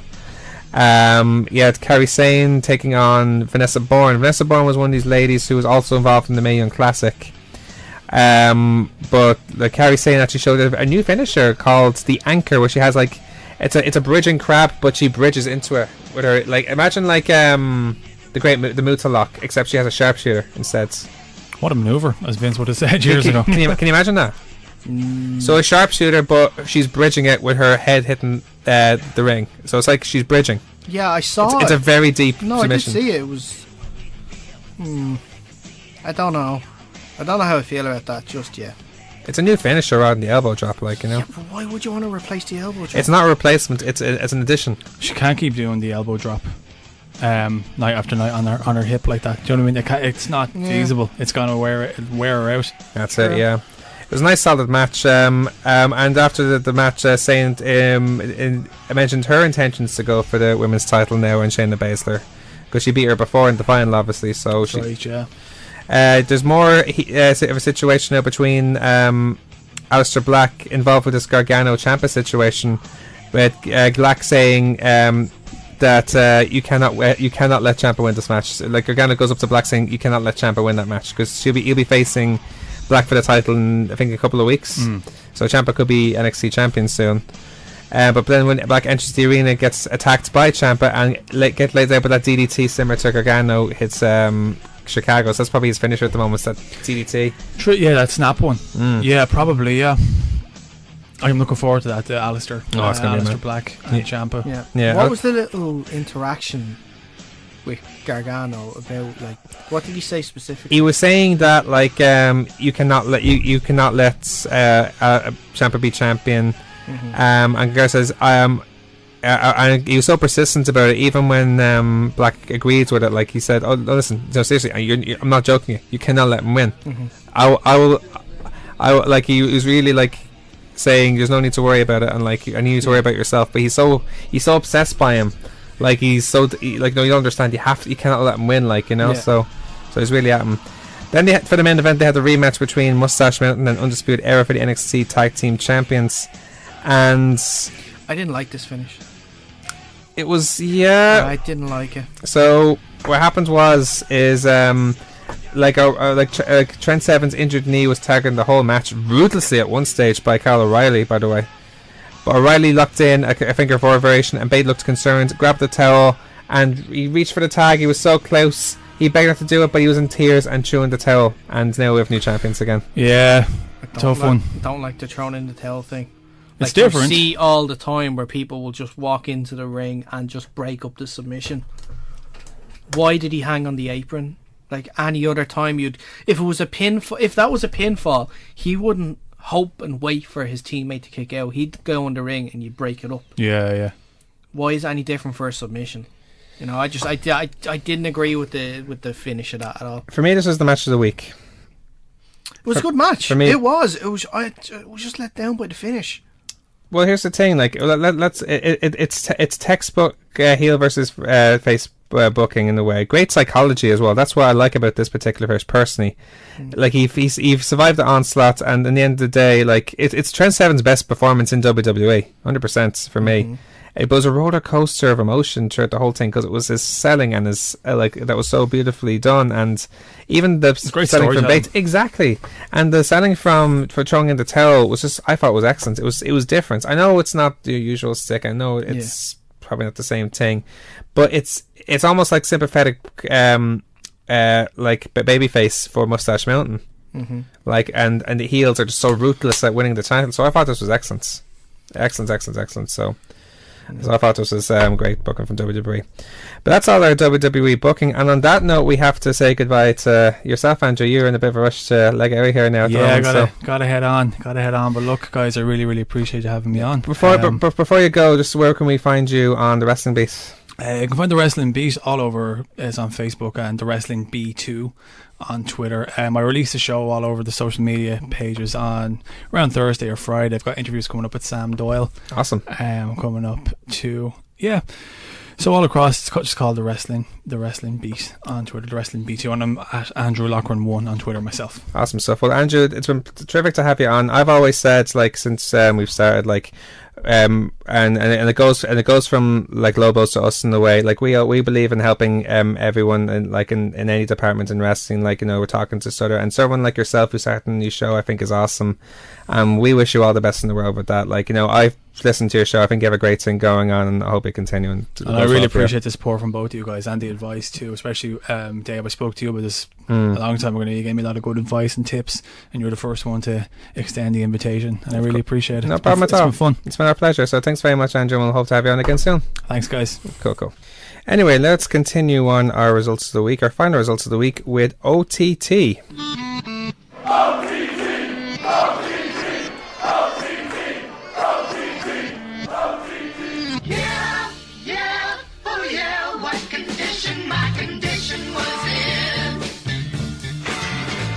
I woke up this morning with the sun down. I know this is a spike you'll very much appreciate, Daragh.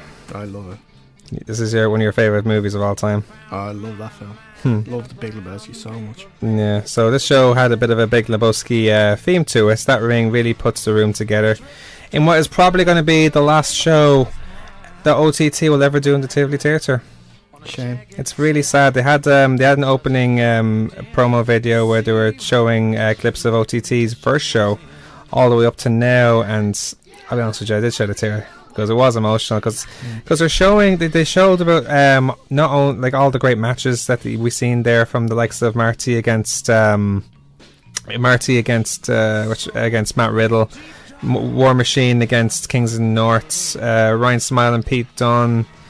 Will Ospreay against Ryan Smile against Pete Dunne. I never saw that one. The Gymnasties winning the tag titles, Finn Balor's appearance, how the careers have elevated from the likes of Session Matt Martin, Ryan Smile, Pete Dunne, Marty Scurll.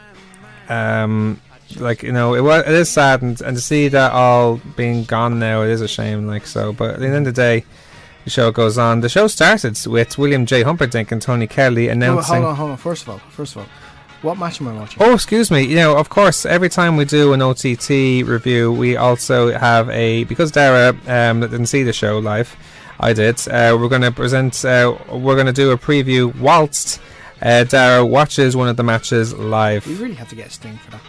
We don't need it, do we? I think we do. After the success of Daragh Maher's bars. Yeah, but is Daragh Maher's bars apply for this? No. Yeah, maybe. Maybe next time. Maybe next time. We'll consider it for Wrestle Rambo 2. Oh. Anyway, the match I want you to check out is the Rapture versus the Angel Cruisers. Right. Okay. Let me just get this loaded up here. Okay, now. grand. Okay, it's about halfway through the show. You told me. It's the 5th match of the cards. Okay. I think. I have it here. Okay, grand. You ready to go? Yes. Okay, yeah. grand. It's grand. Well, it's not just those four. Yes. Well, you'll see for yourself when they come out. Well, I've skipped too far ahead. I see it's a 6-man. Yes. I'm not going to give away the 6-man. Well, you'll see, just say it when you see it. People already know. No, just say it when you see it. Just say it when you see it. Okay, it's Sammy D and Pete Dunne. Okay, there you go. Both surprise entrances, by the way. The shock of everyone when Sammy D came out of all to be against. The Charlie Sterling face paint is brilliant, isn't it? But did you see as well the Pete Cool's reaction to Sammy D coming out? Yeah, he literally tried to shoot him. Yeah. They start off the match too, and some words are exchanged, but I don't know the words because I have the sound off. Yeah. Eventually, it's Pete tagged in against Zach Gibson, so a rematch of the UK Championship. Indeed. Yeah. William J called out at the start of the show Angus Og. He called him Angus Og Michinoku and Don Marnell, and hugged Don because of his recent divorce, because he actually slayed his ex-wife, much to Tony Kelly's disapproval. There was chance of Tony, because that's his sister. It is, yeah. So it started the show right. It looks like they're all on good terms there. So ouch. What happened there? Ouch. Pete Dunne just has the back of Sterling's leg. He's pulling him by the hair. It is nasty. Rubs the face paint off, but he's English himself, so I don't get that. Genie and TK Cooper took on Trent Seven and Session Martin in the first match. Genie was slated by the crowd at the start of this match because they thought the attire she got was from Tesco. And she gave someone in the crowd a very, very, very long stare after that. Meanwhile, Trent and Martina made a Mustache Milton style entrance, with Trent holding his NXT tag title and Martina wearing mustache pajamas, a silver jacket and a fake mustache with an EXT title. We heard WWE next. ENXT title. ENXT. Next championship. The match started with a war of words from Genie having a go at both Martina and Trent, and it was a really good match. Like, it was funny when Martina was trying to show she's a big strong mott by doing the air spin and squats with Trent's help to chance of big strong mott, and it was very good teamwork from Trent and Martina at stages of this match, with double team moves such as a Rainmaker Nutcracker. Like, so just a name Rainmaker, and then Martina does Nutcracker, which is like the code breaker up on the back. Mm-hmm. So in the end, it was Trent who literally killed Genie with a pile driver to win the match, and they had one last rave. Like, it had to be one last rave in the table, obviously. So yeah, Trent has some dance moves himself. He does that weird floss. It's called. Is that what it's called? Yeah, it's called the floss. I'm trying to learn that move. You don't Fortnite, Dave, so you don't know. You don't Fortnite. You don't Fortnite. Oh, so yes. You don't know. Oh, that's where it's from. Well, that's where I know it from. I definitely know Fortnite. Scott Verda.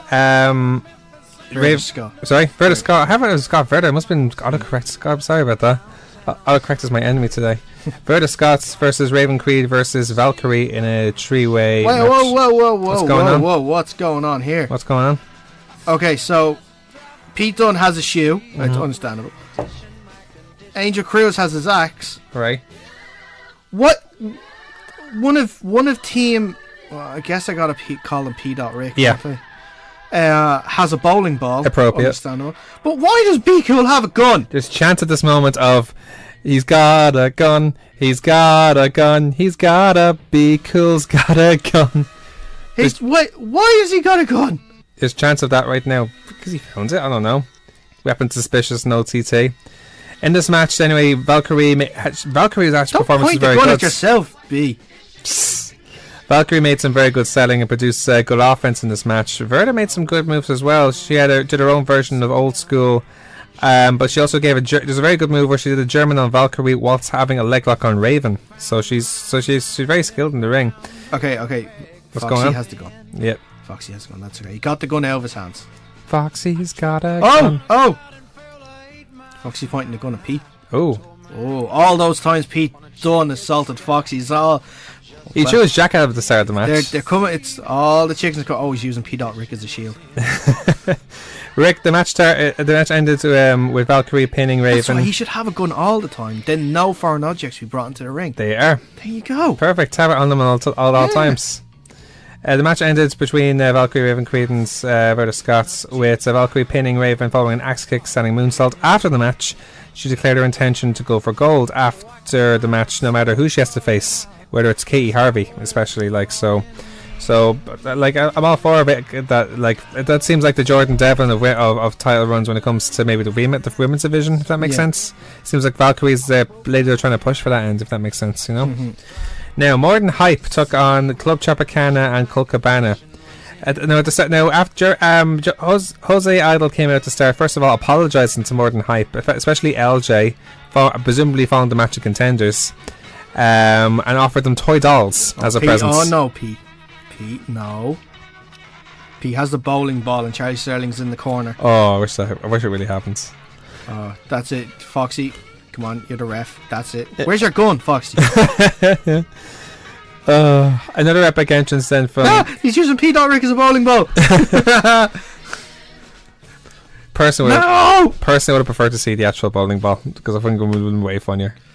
I don't know. That was pretty good. Okay. That was pretty good. And it was another epic entrance from Team Tropicana. Will Colts entering with them. And the match started with everyone, especially handsome Darren, as Jose Aldo almost called him. He called him handsome Darren, to avoid the face. But it didn't stick for too much longer, because there were so many funny moments in this match, from a Club Tropicana air spin, glove slaps, where I think at one stage, I think Captain Sexy is slapping Darren in the face, and Colt Cabana took off his shoe and slapped the start of it in the face, while Aiden is putting Darren around in an air spin. There's also Aiden making a very unsuccessful Sabu tribute. He got some sort of towel on him in a Sabu tribute. He got a wooden chair from the bottom of the ring. He jumped up, you know that move that he does from a chair where he gets her up? He just fell in the chair. I think I saw that in the preview video on YouTube. More Than Hype then turned into Transformers, and Colt Cabana, and I think I don't know who did this with Foxy, but he just collapsed straight away. So it's Colt Cabana, I think. Yeah.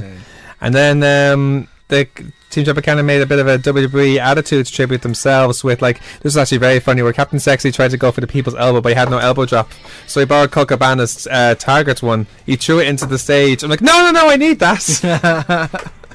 The match ended then with Colt doing a Superman cradle, where it was like a cradle, but he jumped like in a Superman flying, but he trapped the leg with his own legs, and gave extra leverage for Aiden and Sexy to win the match there. So it was a very good match, very entertaining match. I do like the fact that they're on a winning run. It's not being said, but it's still in the back of people's minds that if they lose again, they're fired. I still don't think they're keeping to that. I have to keep to that, though. Anyway, Speedball Mike Bailey made his return to OTT, taking on Angelico. This match actually started very slow, but it picked up viciously with Angelico. I think he's mostly known for his high flying, but he showed some very impressive submissions and strikes against Bailey in this match. Yeah. But there's some really good counters as well. There's one part, when you watch back this match as well, when you get the chance, there's a knee counter from Bailey's shooting star press, which looks awful, but it's so well done. Mm-hmm. The match really picked up when they have their strike off. You wouldn't want to strike off with someone like Bailey now with kicks like his, but Angelico was more than happy to. And the match ended with Speedball hitting his shooting star press knees to Angelico's back for the win in there. So it's another very good match. They both showed respect to each other afterwards. Now, after that match you're watching there, after the break, is Damien Corvin taking on Lucky Kid. Now, Lucky Kid is a regular in German wrestling for WXW. He's a very entertaining wrestler. He's very, I don't know how to describe him. He's almost like he has some sort of snake way about him. He smiles at everything. Yeah. Imagine he's like the Joker without makeup. Okay. He has an animation to him, and he makes those facial expressions. Mm-hmm. He's very animated and very entertaining. A big section for the crowd. I think the fans of WXW were following him big time in the crowd. There's a section from OTT now that follow WXW, and he was well over with them. Yeah. Corvin, on the other hand, was very aggressive from the start, as he promised. Did you see his pre-fight promo? Did not know. He explained how he was he needs to be more aggressive, and he felt he showed too much respect to Sean Guinness when they had their match. And now he feels, okay, there's no mercy anymore, there's no remorse. And he promised, like, there's a stage where he suplexed Lucky outside the ring. You know that rampway before it goes down the stairs? He suplexed him there. There's an awful foot from it as well. But there's also parts of the crowd where he, and this is just something that I just picked up on, he seems to play with the crowds maybe a bit too often, because he would do a move, but between the periods when he'd run to the ropes, it felt like ages. Yeah. Do you know that sort of way where he steps behind him, and he does his Kings of North pose, and takes maybe, it probably just takes seconds, but it just feels like so much longer. Do you know that sort of way? Okay. So maybe what he did there maybe felt a bit too long than it should have been. Like, you know, but other than that, though, it was a very good match. After some really good near falls, Corbin won the match after a superplex, haluva kick, and suplex slam in his first singles win now since he's gone the solo run now. But lucky kid, I'd love to see again now over in OTT, because he's definitely someone who I think can get over with OTT. Like, all the crowd wants him back afterwards. What's the latest from the match there? Just got a hot tag for Be Cool after Angel Cruz was being targeted for a while. What's going on? Just Sammy D just took off the waist, the belt. And he just got Be Cool in the back with it. Oh my god. That was bad. It's a shame you can. What's that belt called? Weightlifting belt. Is it just called a weightlifting belt? I think so. Now you're going to see, like, is he doing a pose right now? Yes. It's going to get worse. Be Cool has it. If you heard stats, if only you heard stats, it was. I'd say it was horrible. It was far more vicious than Sammy's. Trust me.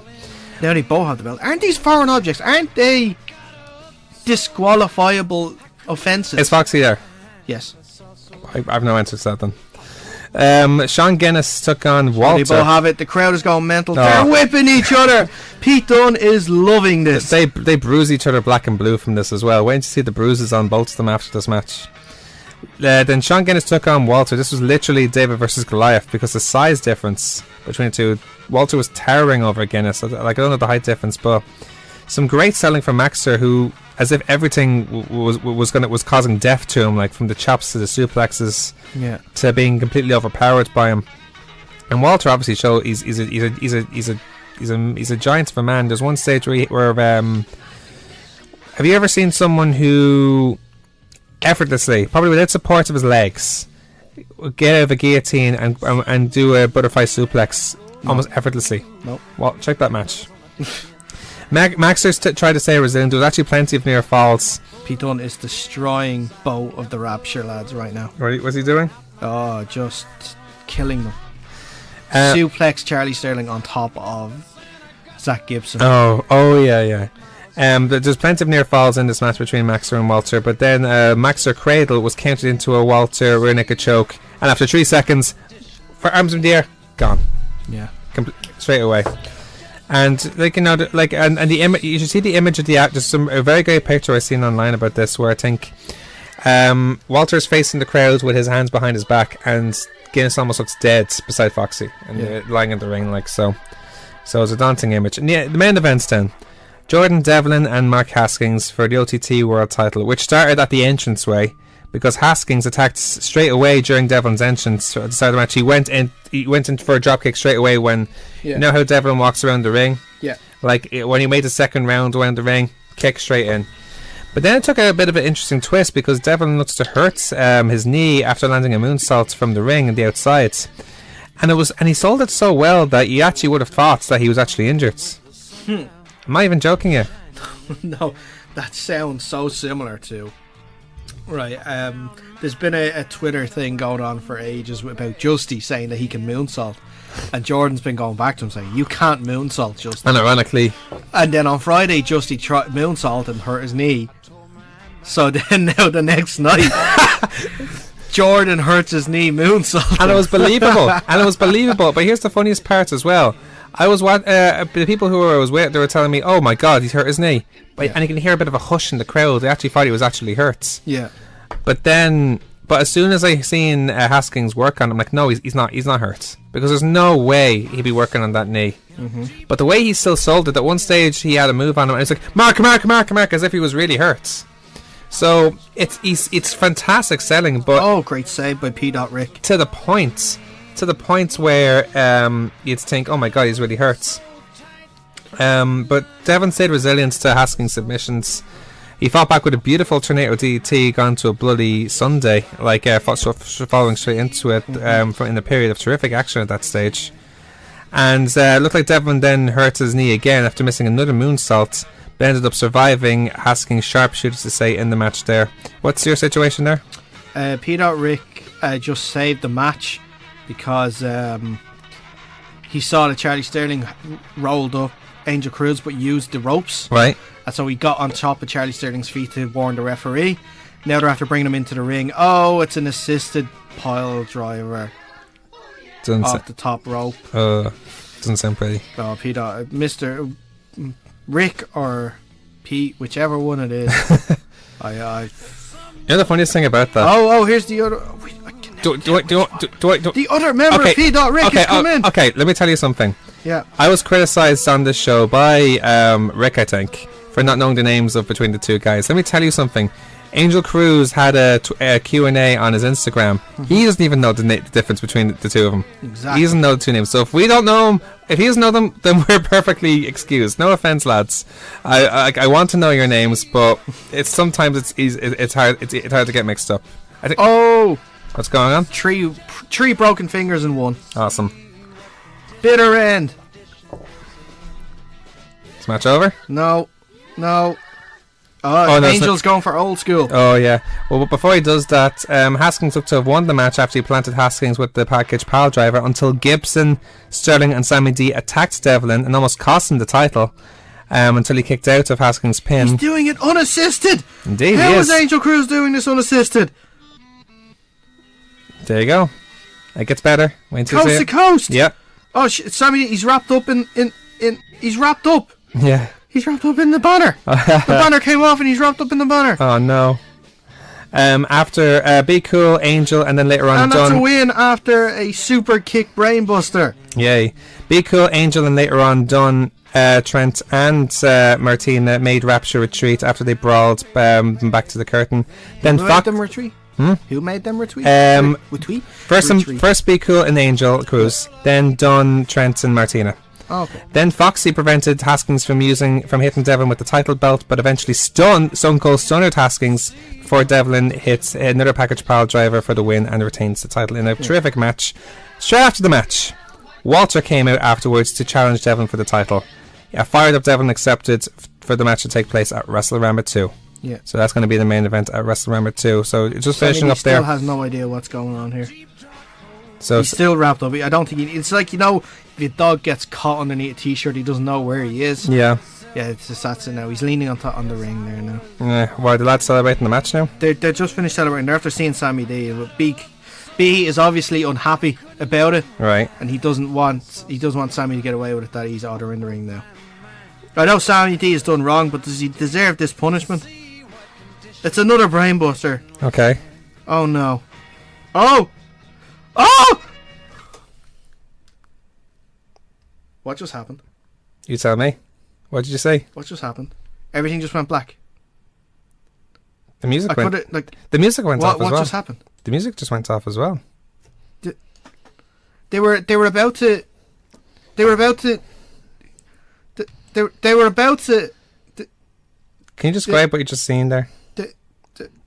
Be Cool and Angel Cruz had just brought Sammy D while still under the banner Do you believe in ghosts, Sarah? into the ring, and they were about to give him a brainbuster.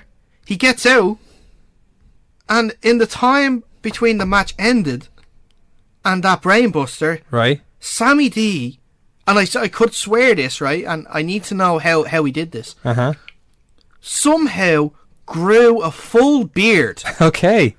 A full beard. Is he borrowing John Bernard's potions? He could be. Maybe. He could be. There was definitely a full beard there. I only got to see it for a second. John Bernard, if you're listening to this show, I'd like an explanation from you. His hair's a little darker as well on it. A little darker his hair is, but I could say that's probably just like maybe sweat getting into the hair. And Okay, just so making it darker. so than your it actually conclusion is this is this is a scientific breakthrough in beard growth for sure. in beard growth. Yeah. Now, Right. lucky for us, we don't need it. Yeah, we don't need it, but Yeah.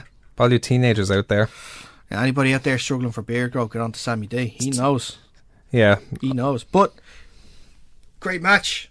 I need to figure out. I'm gonna have to watch that now again to see what happened. Now, maybe it was my imagination because I felt certain of the time when I seen it. Mm-hmm. It looked like a certain guy who used to be called Mr. Shape. What? You know who I'm talking about. Don't be silly. He's too OTT for OTT. Some say some people are saying it was hallucinations because it was very hot in there. It was a hot summer's day in the Tivoli. Some say that was a ghost. No. Don't believe in ghosts. Don't believe in ghosts. That was definitely Sammy. You'd convince it was That Sammy with a beard. Definitely Sammy with a beard. It's And you know what the weird thing was? it's Sammy. He seemed to do a motion that I'm very familiar with. No, what's that? You might know who does it. Like a very popular wrestler on Fight Factory and down in Cork and up the north as well. Who's that? Justy. Yeah, maybe. You've ever heard of Justy before? Of course, I've heard of Justy. Yeah, Everyone I knows think he's Justy. wrestled a few matches. I think you've seen him live once or twice. But Justy has this thing where he, with his hand, he does a fish hook. Okay. Because his move is the fish hook. Okay. Sammy D, with his full beard and darker hair, did that same move.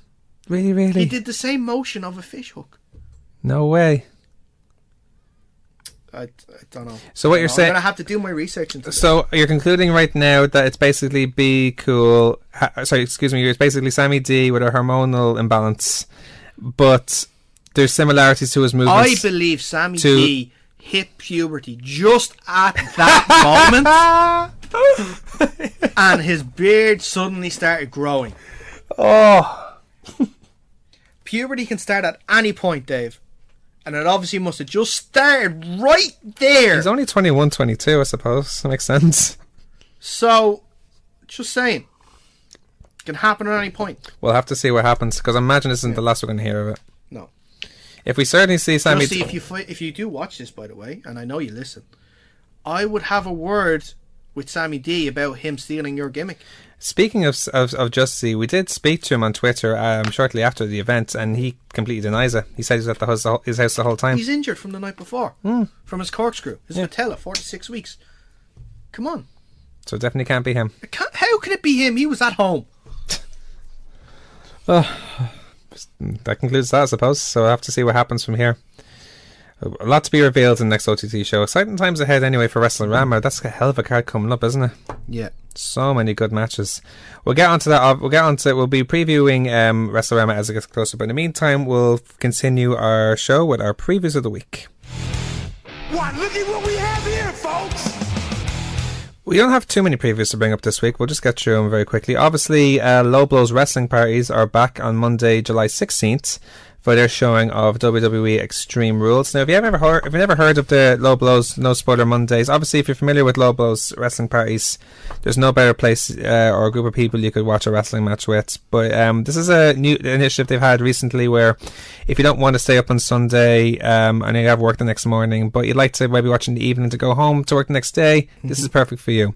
Showing WWE Extreme Rules at Buskers in the Ball Temple Bar. Tickets are still available at eventbrite.ie. They're free for Low Blows Network subscribers.